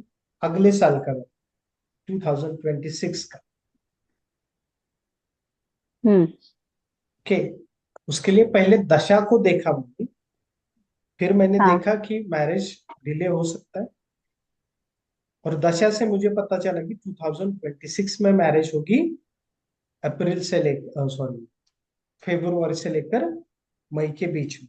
तब रूलिंग प्लान को रेज कीजिए और देखिए, तब आपको, अगर दशा के साथ इसे देखते हैं तो बहुत अच्छे तरीके से आप निकल सकते। सर मगर अभी हम प्रश्न कुंडली निकालेंगे। एक आवाज ही नहीं आ रहा है मेरा तो। हाँ देखिए, सर, हम्म, सर हम्म। बोलूं? हाँ बोलिए। सर प्रश्न कुंडली निकालेंगे तो हम प्रश्न कुंडली से मतलब लगन कुंडली देखी, प्रश्न कुंडली देखी, हम्म। तो उसी में से हम देख लेंगे ना, हम रूलिंग प्लेनेट तक क्यों जाएंगे? अगर इसमें से हमको मिलता है अपसेट आंसर, तो हम हमें क्या कंफर्म करने के लिए हाँ, रूलिंग प्लेनेट देखना है? कंफर्म, यस, कंफर्म करने के लिए और नजदीक जाने के लिए आप रूलिंग प्लैनेट्स को देख सकते हैं। गुरुजी मैं बोलूं 1 मिनट? हाँ बोलिए। जैसे सपोज करिए कि मुझे किसी की शादी देखनी है कि भाई ये मेरे बेटे की कुंडली है, इसकी शादी कब होगी। हाँ, तो मैंने दशा वगैरह सब चेक कर लिया। कर लिए। उसके बाद मैंने निकाली प्रश्न कुंडली, हम्म। और हम्म। उस प्रश्न कुंडली में सबसे पहले लगन नक्षत्र देखा, हाँ। मून नक्षत्र रिजर्व करके रखा, हाँ। फिर D9 में मून लॉर्ड देखा, करेक्ट। और D60 में भी मून लॉर्ड देखा, करेक्ट। करेक्ट। है ना। अब अगर मुझे ये निकालना है कि भाई 1 महीने में होगी या नहीं होगी, हम्म। तो मैं मून का ट्रांजिट उन उन नक्षत्र पे देखिए से देखिए देखूंगा मैं। देखिए, इससे पहले आपको दशा से 6 महीने का ऑलरेडी समय फाइनलाइज करना पड़ेगा। अच्छा, ओके, दशा से, कि सपोज ठीक है, कीजिए जनवरी से लेकर मई के बीच में शादी होगी। ओके। हाँ, अब इस ठीक है, जनवरी से लेकर मई के बीच में आप मंथ आप रूलिंग प्लान से निकल। अच्छा, ओके। ठीक समझ है, में आ गया? हाँ हाँ, हम्म। ये 6 महीने में जो मंथ निकालना है वो आप रूलिंग प्लान से निकालिए। आप डेट तक निकाल सकते हैं, 4 दिन का, 5, लेकिन देते समय आप 5 दिन का समय देना है, या 1 मंथ ओके, का, ऐसा है। ओके। हम्म। तो गुरुजी एक चार्ट ऑलरेडी सिस्टम में बना हुआ आता है जिसमें नवमांश भी दिए रहते हैं, हम उसका यूज कर सकते हैं क्या? मतलब कैसे, वो जैसे? नाम उस चार्ट का नहीं ध्यान आ रहा है मुझे। हाँ, डी नवांश का नाइन का मतलब। बोल रहे हो ना आप? हम्म। नहीं, एक चार्ट सर्कुलर वे में बना हुआ आता है, हम्म। तो उसका यूज कर सकते हैं, उसमें नवमांशा भी दिख जाता है एकदम। हाँ, कर सकते हैं ना। नवांश का देखिए, इसमें मैं आपको दे दूंगा, ये मेरे पास है, ये इसका हाँ आपका ये करके मैं दे दूंगा आपको, इमेज जी, भेज दूंगा। जी। तो उसमें कब कौन सा, किस राशि में कौन सा नववंश होता है, ये आपको पता हम्म। चले। गुरु जी एक होमवर्क दे दीजिए ना, ताकि कल हम लोग सब वो ट्राई करके रख सकें। हाँ, मतलब होमवर्क तो है, लेकिन ये समझ में आ रहा है या नहीं आ रहा, ये पहले मुझे हाँ, बताइए। कुछ कुछ आया है। हम्म। अभी सर अभी एग्जाम्पल पे काम करेंगे तभी समझेगा ज्यादा। ओके। और इस मंथ में देखना है तो मून का देखिए, और आगे वाले 6 मंथ का देखना है, किस मंथ में होगा तो सन का देखिए, बस हाँ, जी यही। और सर वो ईयर का देखना है तो गुरु कैसे देखना गुरु, है। लेकिन अगर 3 साल में कब हो सकता है तो, या 5 साल में कब हो सकता है तो। अच्छा, अच्छा, ओके। ओके। सर हम्म। वो नवमांश का आप शेयर कर दीजिए, हाँ। राशि वाइज नवमांश का। ठीक। अब देखिए कि इसमें दूसरी चीज है, सपोज कीजिए,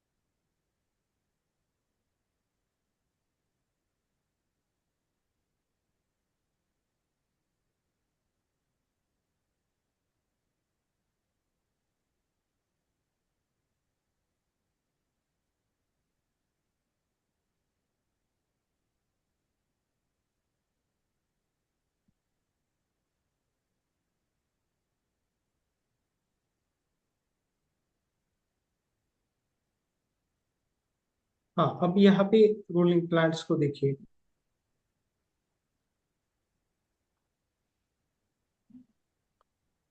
लग्न नक्षत्र is equal to Ketu. Moon का हम रिजर्व रखते हैं, D9 is equal to sun,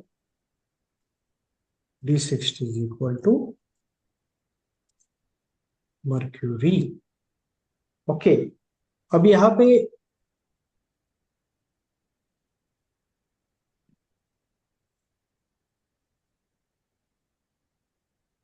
sir इसका प्रश्न क्या है? मैरिज कब होगी, शादी। एक ही मिनट।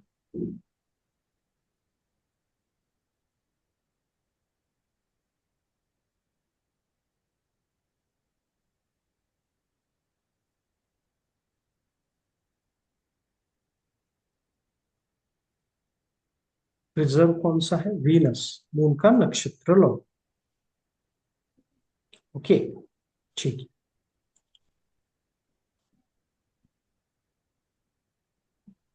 अब यहाँ पे एक और चीज को समझिए जो मैंने आपको नहीं बताया। जब भी मून के साथ, जब भी मून के साथ कंजंक्शन, अगर वो कारक प्लैनेट है जिसका हम क्वेश्चन देख रहे हैं, तो उसे लेना है D60 में या कहीं पर। ओके, D60 में या कहीं पर भी, यानी कि यहाँ पे D60 में कौन है मून के साथ, वीनस। तो वीनस भी कारक आ जाएगा, सॉरी रूलिंग प्लैनेट्स में आएगा। यानी कि केतु, सन और D60 में मून के साथ वीनस है और मैरिज का क्वेश्चन है, तो वीनस को हम लेंगे। ओके, वीनस को हम लेंगे। Got it. तो हमारे पास रूलिंग प्लैनेट्स कौन से आए, केतु। तो गुरुजी D9 में भी तो जुपिटर भी तो है। नहीं, कारक, कारक मैरिज का कारक कौन सा है, स्पेशल मैरिज का कारक वीनस। अच्छा अच्छा। ओके, तो केतु, सन, मर्क्यूरी और वीनस। वीनस, अब यहाँ पे एक चीज को समझिए। अब आपको क्या देखना, यहाँ पे दो बार कौन आया है, वीनस। और क्योंकि रिजर्व में हमारे कौन है, वीनस है, तो यहाँ पे कहीं ना कहीं तो वीनस हमें डोमिनेंट दिखाई दे रहा है। वीनस हमें डोमिनेंट दिखाई दे रहा है। अब वीनस के राशि को पकड़िए।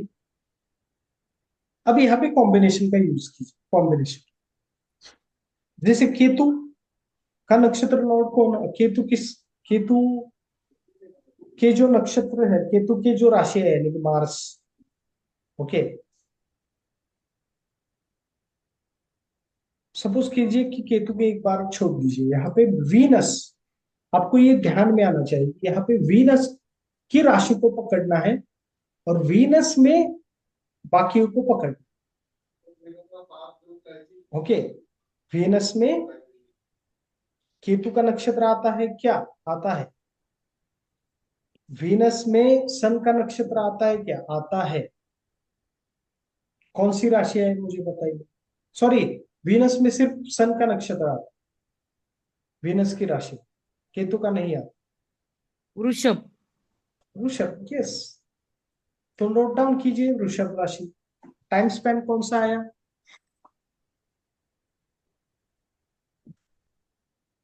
16 मई या 15 मई। अब सन कहां से ट्रांजिट कर रहा है?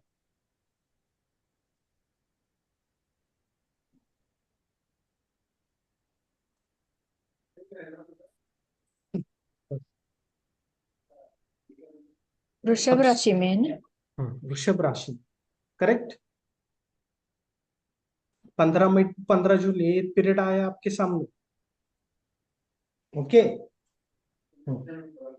यानी कि वीनस की राशि में अब सन का नक्षत्र कब होता है? पहला ही नक्षत्र होता है 1 डिग्री से लेकर 10 डिग्री तक। यानी कि आपको 15 मई के बाद 10 दिन को सिलेक्ट करना है।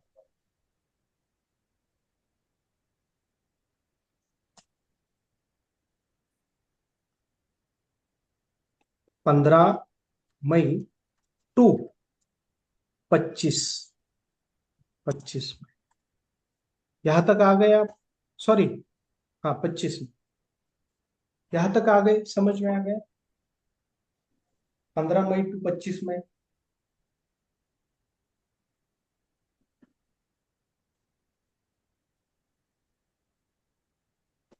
पहले 15 मई टू, सॉरी, 15 मई टू 15 जून, ये पहले समझ लीजिए। देखिए, 15 मई टू 15 जून, ये कब होता है? टॉरस, टॉरस यानी कि वृषभ राशि में। समझ में आ गया? अब इसमें सन का नक्षत्र है क्या? है कृतिका। वो कब होता है? वृषभ राशि में 1 डिग्री से लेकर 10 डिग्री तक। यानी कि 15 मई में आप 10 को ऐड कीजिए, 10 दिन को। वो कृतिका नक्षत्र कब तक आएगा?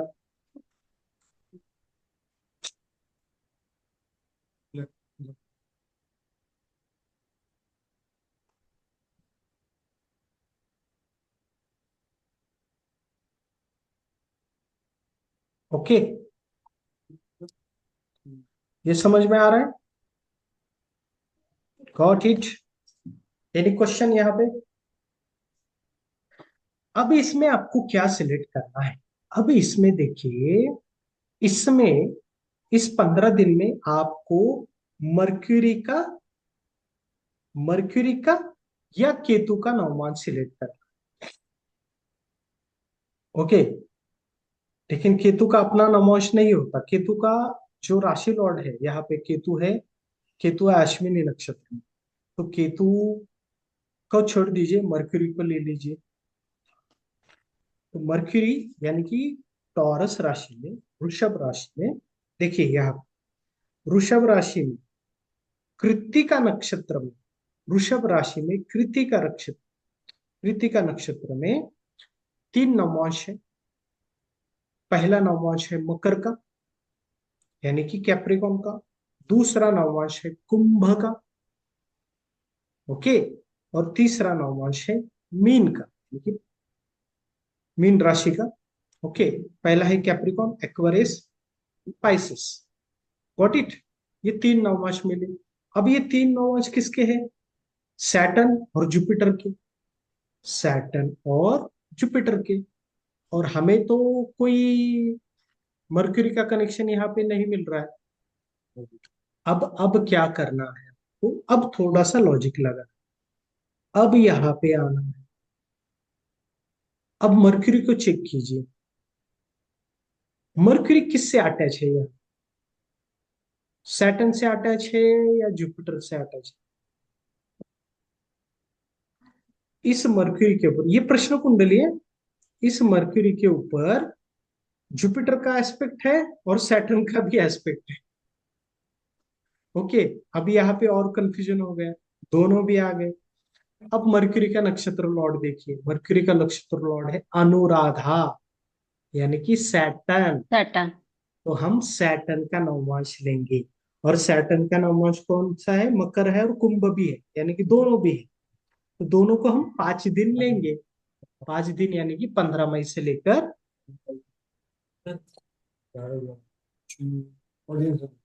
15 मई टू 20 मई, और शादी हुई है 17 मई। व्हाट इट, एनी जी। क्वेश्चन?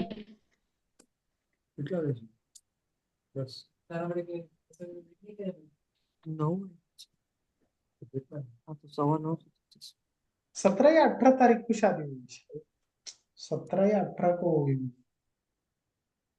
17 मई या 18 मई को शादी हुई। ओके। ये समझ में आया? हाँ, आया। Any question? अगर किसी को समझ में नहीं आया तो इसको पूछ लीजिए। ओके, तो सर यहाँ पे हम 5 दिन कैसा काउंट किए सर? कौन सा? 5 दिन, 15 से 20 तक का 5 दिन वो हाँ देखिए, कैसे पहला मतलब? पहला नवमांश है मकर का।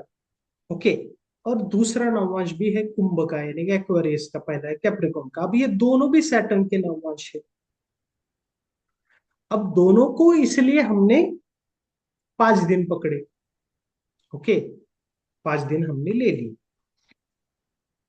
वैसे तो एक एक दिन देना चाहिए। ओके, एक एक दिन या दो दो दिन, यानी कि 4 दिन सपोज। वैसे तो 2 दिन 4, हाँ एक एक दिन देना चाहिए, लेकिन हमने 5 दिन, क्योंकि एग्जैक्टली डेट नहीं पता, 5 दिन का समय बता।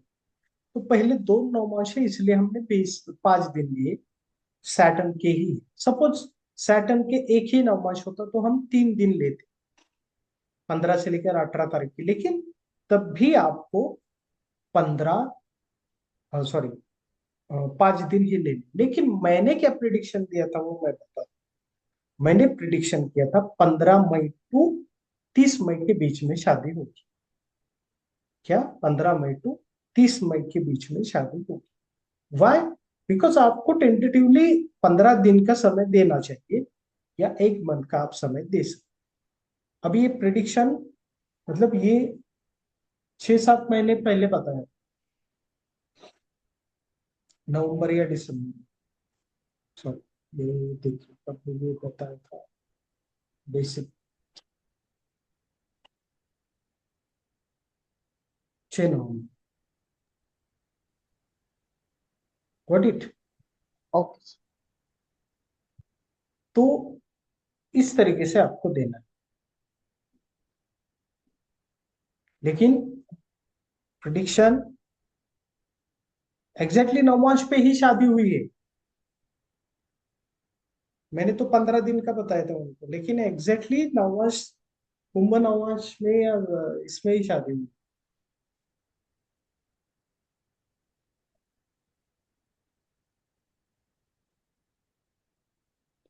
Any question? किसी को समझ में नहीं आया तो पूछ लीजिए। सर रिकॉर्डिंग जल्दी भेज दीजिएगा, जल्दी समझ में आ हाँ। जाएगा, रिपीट देखेंगे तो। उसी के ऊपर सब सारा पहले मजा है। वाली भी रिकॉर्डिंग सर बाकी है, थ्री यस, लास्ट थ्री कल क्लासेस मैं या सब फोर सब क्लासेस। भेज देता हूँ। अभी तो आज तो कंटिन्यू क्लास हुआ। जी सर। ओके, तो ये तो फुल रिकॉर्डिंग मिलेगी आपको। ओके, तो जी ये, सर। हाँ एक ही मिनट, हाँ ये मैं थोड़ा सा,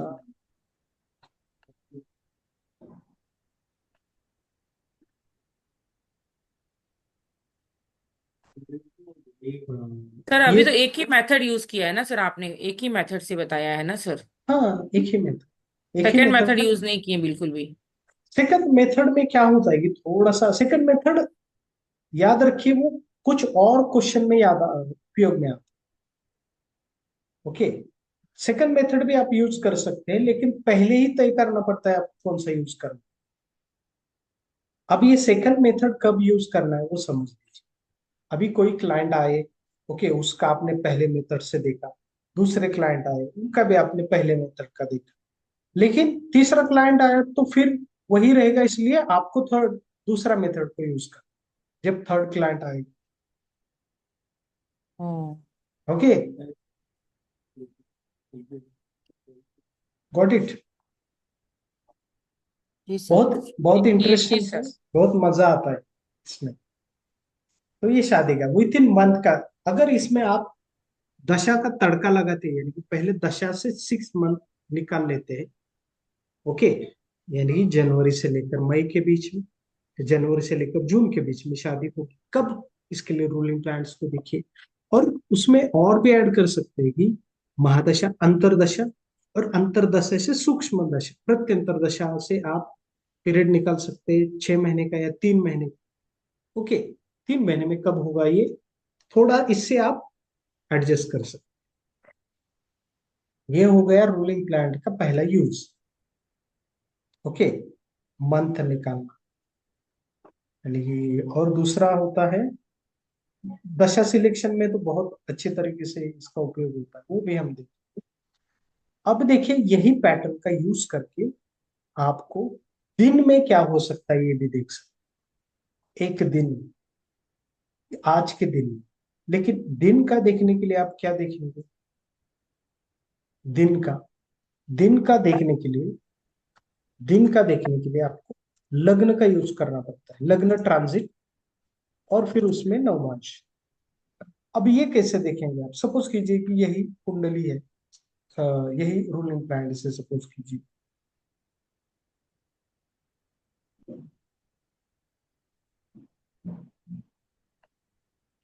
सपोज इसी कुंडली को हम कंसिडर करते हैं, और क्वेश्चन है कि कोई रिलेटिव कब आएगा, या लाइट कब आएगी, चली गई हुई लाइट कब आएगी, कि या कोई रिलेटिव कब आएगा, या आज के दिन में आपको जानना है कि कोई इवेंट कब हो सकता है। अभी ये रूलिंग प्लैनेट निकाले, सपोज आपने अक 11 बजे। अब आपको क्या करना है, रूलिंग प्लैनेट कौन से है, केतु है, सन है, ये देखिए, केतु, सन, मरकरी और वीनस। अब आप में क्या देखना है, वीनस में सन। ओके, अब दिन में जब टॉरस, टॉरस असेंडेंट आएगा, ओके, दिन में जब टॉरस असेंडेंट आएगा, सपोज कीजिए कि वो है 2:04 के बीच में, 2:04 के बीच में, 2:04 के, किसी का वॉइस इस बैकग्राउंड में म्यूट कीजिए। 2 बजे से लेकर 4 बजे तक टॉरस असेंडेंट है आज। ओके, और अब उसमें क्या देखना है कि लग्न में, लग्न में कृतिका नक्षत्र कब है, तो कृतिका नक्षत्र इनिशियली होगा 2:45 तक, 2:45 ओके, सपोज कीजिए वो है 2 बजे से लेकर 2:45 तक, ओके, पीएम तक। ओके, मैं एज ए एग्जांपल यहाँ पे मैं ले रहा हूँ, ये समझिए। अब उसमें क्या करना है, उसमें आपको सन, हाँ, उसमें मरकरी या सन का नववांश ढूंढना है। अब ये दोनों भी नववांश कृत्तिका नक्षत्र में नहीं है, तो हमने कौन सा लिया था, सैटर्न। तो उसमें आपको सैटर्न का नववांश, यानी कि वो होगा 2 बजे के बीच से 2 और 2:15 के डिफरेंस में, 2:15।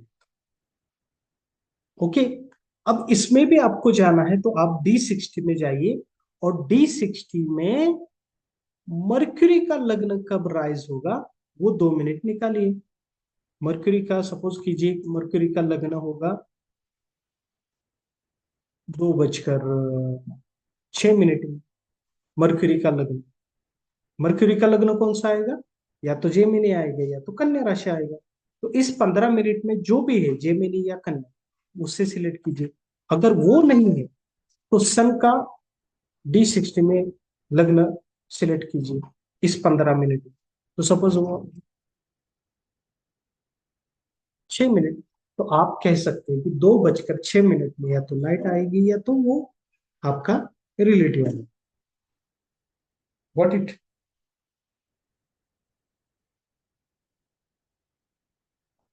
समझ गए है ना सब, या सो गए? नहीं नहीं प्रैक्टिस सिर्फ करने पड़ेंगे आज सर, इतना ही। प्रैक्टिस करनी पड़ेगी सर इसमें तो बहुत। बहुत इंटरेस्टिंग है इसमें, आपको राशि इंटरेस्टिंग और तो बहुत है। नक्षत्र और D9 और D60, बस ये देखिए।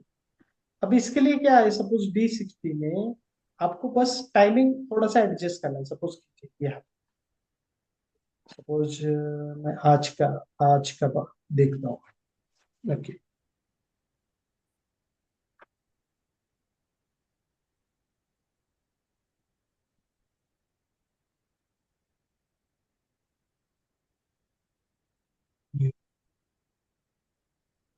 से मैं सेव करता हूँ।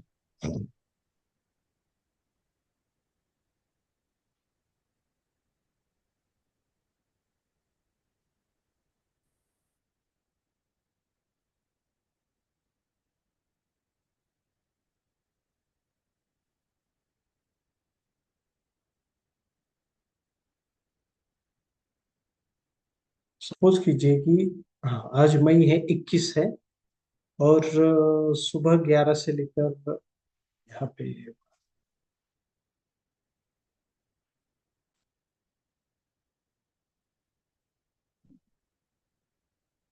देखिए। अब यहाँ पे कर लियो है, सॉरी, अब यहाँ पे वृषभ लग्न कब होगा आज? 11 से पहले, यानी कि लगभग 7 बजे भी हो सकता है, 7 4 घंटे पहले हम।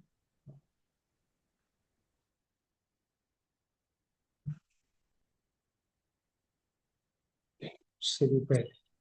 7:40 लिया सर आपने, 7 o'clock के आसपास। हाँ, तो 6 बजे मैंने, 6,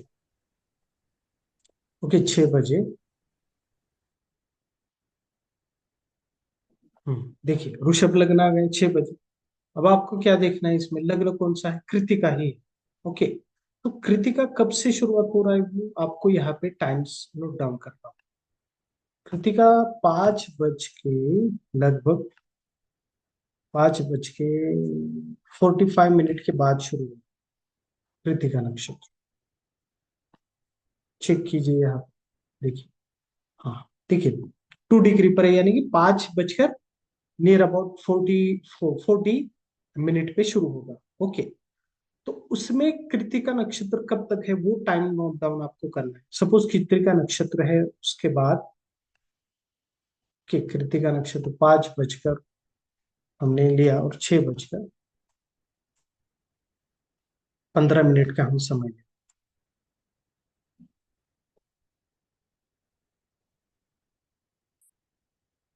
हाँ देखिए, ओके, तो टाइम कौन सा आया?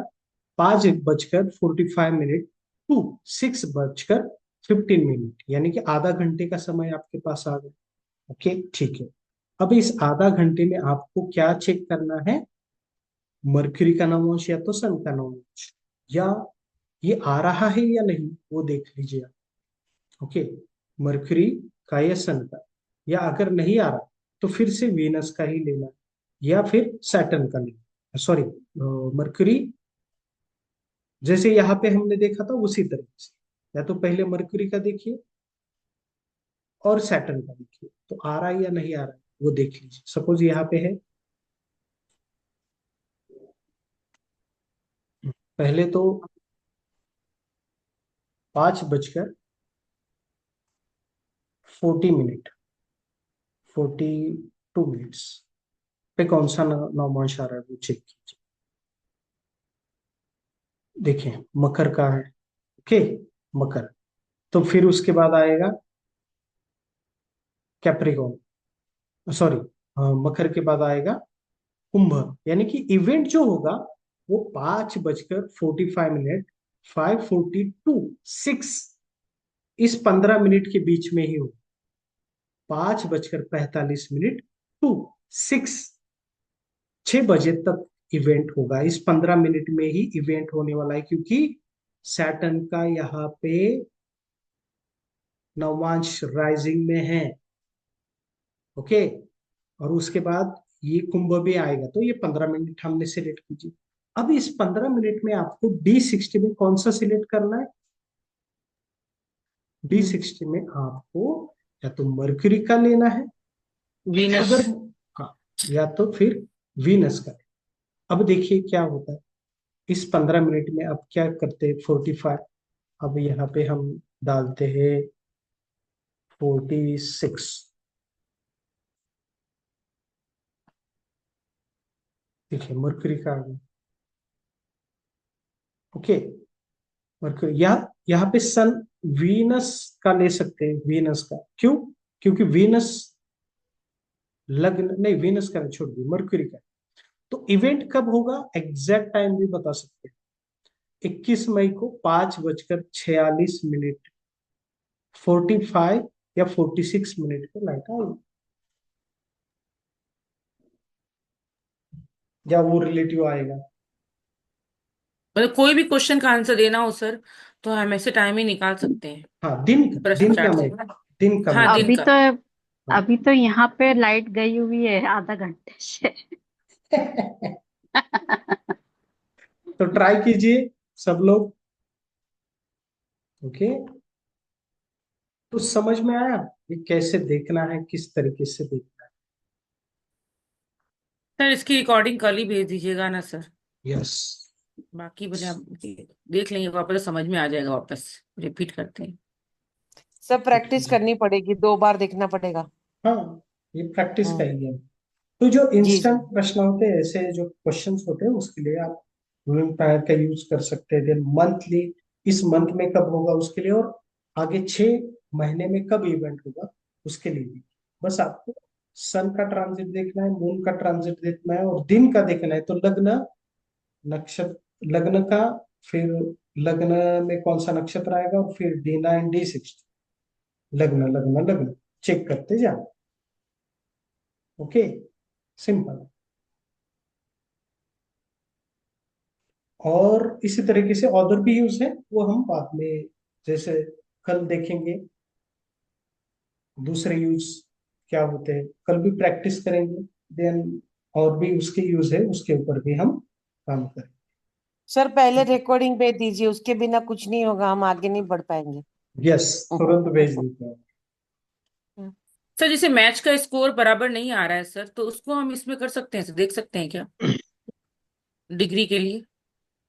डिग्री के जैसे लिए आप जैसे D9 D60, और ये सिर्फ आपने 3 चीज बताई ना सर, और हाँ, नक्षत्र बताया, हम्म, ये 4 हम्म, से हम कर सकते हैं सर? कर सकते, ट्राई कीजिए। वैसे मैंने तो नहीं किया, लेकिन आप देख लीजिए एक बार, अगर हो सकता है। क्योंकि सर जो मेथड से कर रही हूँ उससे कभी राइट हो रहा है, कभी रॉन्ग हो रहा है, इसीलिए। हम्म। तो इसका रूलिंग प्लान्स का एक बार यूज करके देख लीजिए। जी सर। ओके, ठीक है। तो सर एक बात पूछनी थी। पूछिए। Sir how is KP related to this? क्योंकि जो मैच वाले करते हैं ना, तो वो हम्म, लोग केपी से करते हैं, तो वही तो एक्चुअली घुमा फिरा के वो यही होता है ना। हाँ, हम्म, इसमें हम वो कैसे पकड़ सकते हैं अच्छे से? वही वही क्या यही मेथड है सर। इसमें क्या क्या? मतलब यही यही हम मेथड पकड़े सर। नहीं, देखिए मैच का प्रिडिक्शन सबसे महत्वपूर्ण है कि कौन जीते, वो तो आप बहुत सही तरीके से कर रहे हो सब लोग। हाँ ओके, हाँ। अब जो ये है क्या स्कोर, वो रिसर्च का काम है। उसके ऊपर अगर आपको करना है तो आप लोग कम कर सकते हैं, लेकिन आप कौन जीतेगा अगर ये बताते हैं तो यही बहुत बहुत बड़ी बात है। ओके, दूसरी चीज है, हाँ, अब इसमें आपको क्या कहना है, केपी और इसमें क्या डिफरेंस, क्या कहना है? जी शिल्पा जी। सर। हाँ। हाँ जी सर। हम्म। सर मेरा जो एक फ्रेंड है ना वो ऐसा कुछ करता है तो मुझे पता नहीं है, और वो बोलता है मेरा हमेशा सही पड़ता है और मुझे हम्म। ये आता नहीं। हम्म। तो खाली इतना ही समझता है बस। तो मैं सोची कि क्या होता होगा। नहीं, देखिए कौन से भी, मैं फिर से आप के पी हो या ये हो, मैं तो वही कह रहा हूँ ना। देखिए। क्योंकि हम सर D9 देखते हैं, फिर हाँ। D60 देखते हैं, तो हम्म। ये घुमा फिरा के ओवरऑल यही आ गया। हाँ, लेकिन देखिए, इसमें आप एक चीज को नहीं मतलब समझ नहीं, कि जब केपी को डिजाइन किया था, केपी को डेवलप किया था कृष्णमूर्ति जी ने बहुत अच्छे तरीके से किया, फिर केपी आगे बढ़ा, ये हुआ। लेकिन ऐसा हुआ कि केपी के आक्रमण के कारण, या केपी के प्रैक्टिकलिटी के कारण, या ऐसे ही वैदिक को लोग अ, बुरा बोलने लगे। बुरा बोलने लगे मतलब ऐसे बोलने लगे, क्या वैदिक में क्या होता है, कुछ प्रिडिक्शन नहीं होता, ये कुछ करने आता है क्या, नहीं आता है। केपी सीखने वाले ऐसा करते हैं, आपको मालूम नहीं होगा लेकिन करते हैं। ओके। लेकिन उनको ये चीज मालूम नहीं है कि वैदिक एस्ट्रोलॉजी इज द बेस, और वैदिक एस्ट्रोलॉजी केपी से बहुत अच्छी प्रिडिक्शन कर सकती है इस मेथड से, एमशे हम्म। एस्ट्रोलॉजी से। लेकिन इट्स जी। सीक्रेटिव, और ये सिर्फ आप लोगों को मालूम है।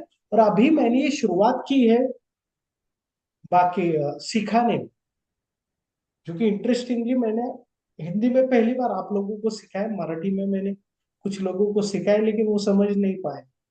ऐसा है। हिंदी में आप लोगों ने बहुत अच्छी तरीके से समझा है, और भी आगे वाली बैच अभी दूसरी शुरुआत कर रहा हूँ मैं। तो वो ऐसे, आप लोग जब सीखेंगे, आप ट्रेन होंगे, तब आप भी बाकी लोगों को कुछ पढ़ा सकते हैं, तब ये होगा। लेकिन मैं वही तो आपको कह रहा हूँ, कि जो केपी वाले को एक सुपेरियर लगता था कि केपी में ही ये सब होता है, ऐसा नहीं है। आप जी तो मैं बहुत तो सर सब इस तरीके सारे से बता प्रिडिक्शन सकते हैं कि ये आंसर से ही वैदिक करती में हूँ। ही ये चीजें की जा सकती है बहुत अच्छी तरीके से। जी। और ये सिस्टम जो है बहुत अच्छी काम करती है सभी एस्पेक्ट में। जब आप केपी सीखोगे ना, सपोज किसी ने सीखा है केपी, अगर नहीं सीखा है, अगर आप सीखोगे, तब आपको पता चलेगा इस दोनों सिस्टम में डिफरेंस क्या है, और ये सिस्टम कितनी इजी है। केपी भी अच्छी है, लेकिन केपी में कुछ लूपहोल्स है या कॉम्प्लिकेशंस है, जहां पे लोग फंस जाते हैं। अगर आप बहुत वाइड तरीके से आगे जाओगे तो फंस जाते हैं केपी, क्योंकि केपी में कुछ बहुत बड़ी वीकनेस भी है केपी, वो इस सिस्टम में नहीं है। मैंने केपी भी सीखा है, सब कुछ सीखा है, मैंने ऑल जो सिस्टम्स है वो सीखी, लेकिन तो अभी मुझे। जो हम आंसर से करते हैं ना, तो बहुत मतलब क्विकली हो जाता है एंड यस। वेरी एक्यूरेट हो जाता है। तो मैंने तो अभी कहा है आप जितना लोगों को समझता है कि उतना करते हैं हम। आप लोग सीखिए बहुत, आपको जो भी सीखना है सीख लीजिए, जो जो सीखना है सीख लीजिए, आपको लगता है ये सीखो वो सीखो, सीख लीजिए, कोई बात नहीं। लेकिन आपको एट द एंड पता चलेगा अपने आप से कि क्या एग्जैक्टली ये सिस्टम है। कोई ऐसा, कोई पूछ रहा है, धीरज जी आपको कुछ पूछना है? सर एक क्वेश्चन है सर। हम्म। अभी मैं एक एक साइंस लॉर्ड के साइंस हाउस के बारे में प्रश्न आया था। उसमें जो सा आंसर लॉर्ड है वो भी सन आया था, वो भी सेवंथ हाउस का है। और आंसर लॉर्ड जो D30 से हमने देखा एट्थ लॉर्ड का, वो भी सन आया। नहीं, तो आपका इसके हम आपकी कैसे आवाज इसका ठीक आंसर। ठीक आपकी आवाज ठीक से नहीं आ रही। पहले तो किस रिलेटेड क्वेश्चन है वो बताइए। ये शादी के रिलेटेड क्वेश्चन है हाँ। सर, हाँ। सेवंथ हाँ। हाउस के प्रति। जी। जी। हम्म। उसमें सेवंथ हाउस का आंसर लॉर्ड जो है वो भी सन आया हुआ है, हाँ। सूर्य। हम्म। और और एट हाउस का आंसर लॉर्ड भी सन आया है, जी। सूर्य। हाँ। और वो लगन में बैठा हुआ है। जी। और जो लगन है वो धनु लगन है, धनु लगन में बैठा हुआ है। और उसकी हम्म। ही अभी आने वाले दिनों में उसकी नेक्स्ट जो सी है महादशा शुरू होने वाली है। जी। जी। सन का तो नक्षत्र हम और लोग कौन सा है? उत्तराभाग बराबर है। हाँ। ठीक है, सन खुद के ही नक्षत्र में। हाँ तो हाँ बोलिए।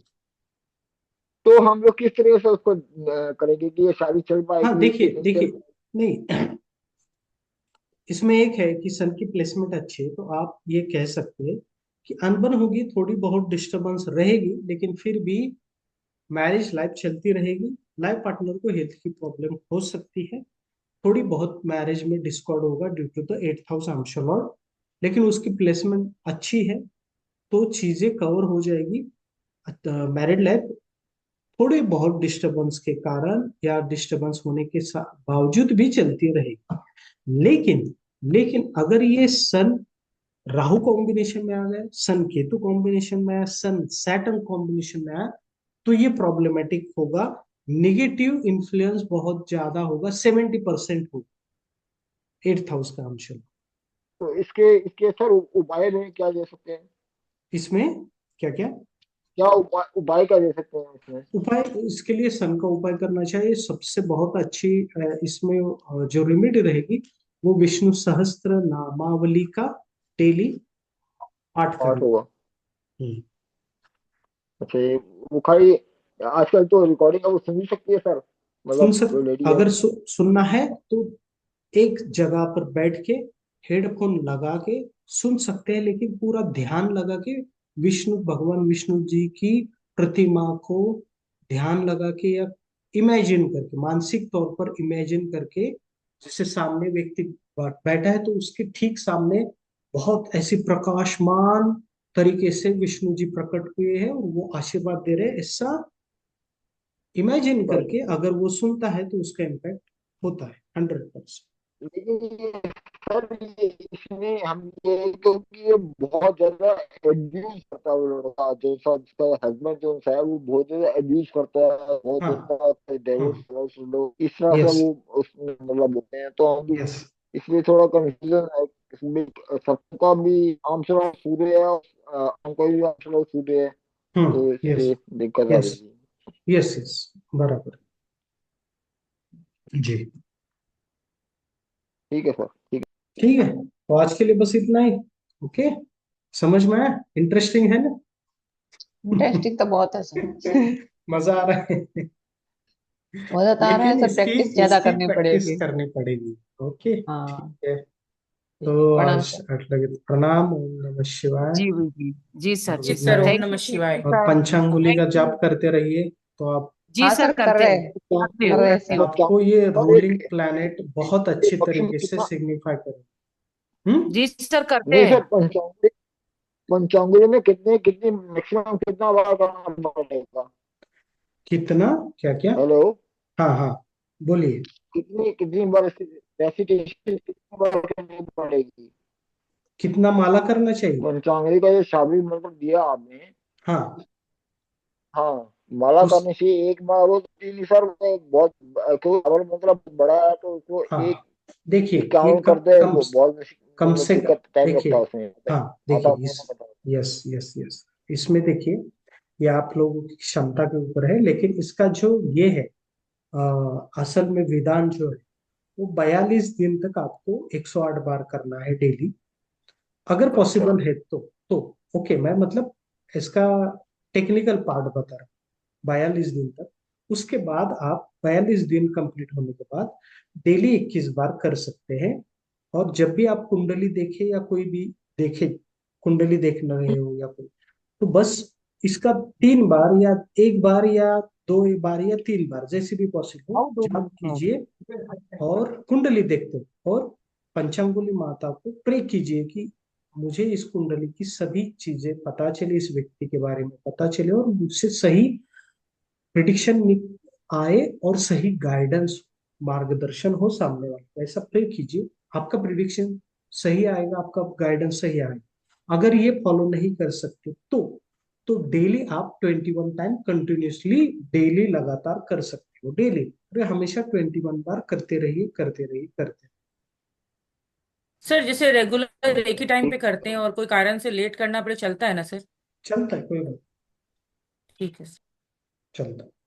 तो जैसे सर कुंडली देख सर के ये इसकी अगर हेलो अगर आप डेली हेलो। सबसे सबसे अच्छा मिडल, अगर मैं बताऊं मिडल मध्य मार्ग, तो 41 टाइम्स सबसे अच्छा, 41 टाइम्स डेली, 41 या 42, बहुत अच्छा।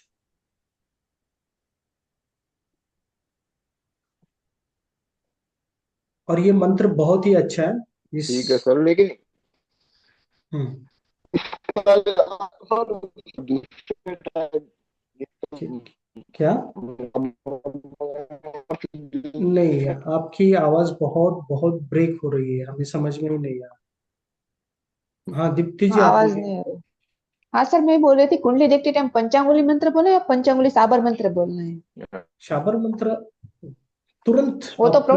प्रोटेक्शन के लिए है ना सर, साबर मंत्र तो। क्या क्या? पंचांगुली साबर मंत्र हम प्रोटेक्शन के लिए यूज करेंगे, नहीं साधना नहीं नहीं करेंगे नहीं, वो ये सब तो। के लिए, ये प्रोटेक्शन के अच्छा, तो लिए कुंडली देखते टाइम भी बोलना है?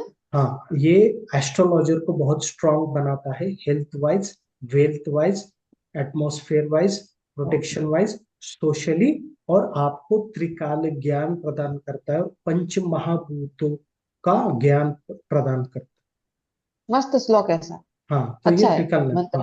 तो ये एस्ट्रोलॉजर का, इट्स, ये कहते हैं गोल्डन, मतलब आपको मैंने दिया है, ये बहुत अच्छी बात है, आप कीजिए, तो आपके लिए बहुत अच्छा होगा। ये जैसे जैसे आप करते जाएंगे आपको पता चलेगा कि आपका इनर वॉइस बहुत तेजी से बढ़ रहा है, आप बहुत अच्छे सही है। प्रिडिक्शन कर रहे हो, और सामने वाले को आप बहुत अच्छे गाइडेंस कर रहे हो। दूसरी चीज, आपके कारण सामने वाले की किस्मत या उसके दिन बदल रहे हो। मतलब कि इतने, जैसे इतने लोग आते हैं, वो बोलते हैं मुझे, सर आप, आपकी वजह से ये हुआ, आपने हमें बताया, आपने ये गाइडेंस किया, इसलिए हम इस तरीके से जीवन में आगे बढ़ पाए। ओके, तो ये चीजें क्यों होती है? Due to the Panchanguli. हम्म, तो वो हम नहीं सही है। करते, वो पंचांगुली माता ही उनको गाइडेंस करती। ओके, ऐसा हो। तो सही है इसलिए ये हमेशा आपको ये लाइफ टाइम करना है। और मैं कभी सोच रहा हूँ, अगर प्लानिंग हो नवरात्रि में या कुछ, तो हम रात में 11 से लेकर 12 के बीच में, या कुछ ऐसे दिन मैं देख रहा हूँ, पॉसिबल हो तो हम जूम पे इसका कलेक्टिवली जाप करें, ऐसा है। ठीक है। ठीक है। ठीक है सर। ठीक है, तो प्रणाम, ओम नमः शिवाय सभी को, प्रणाम गुड प्रणाम। नाइट।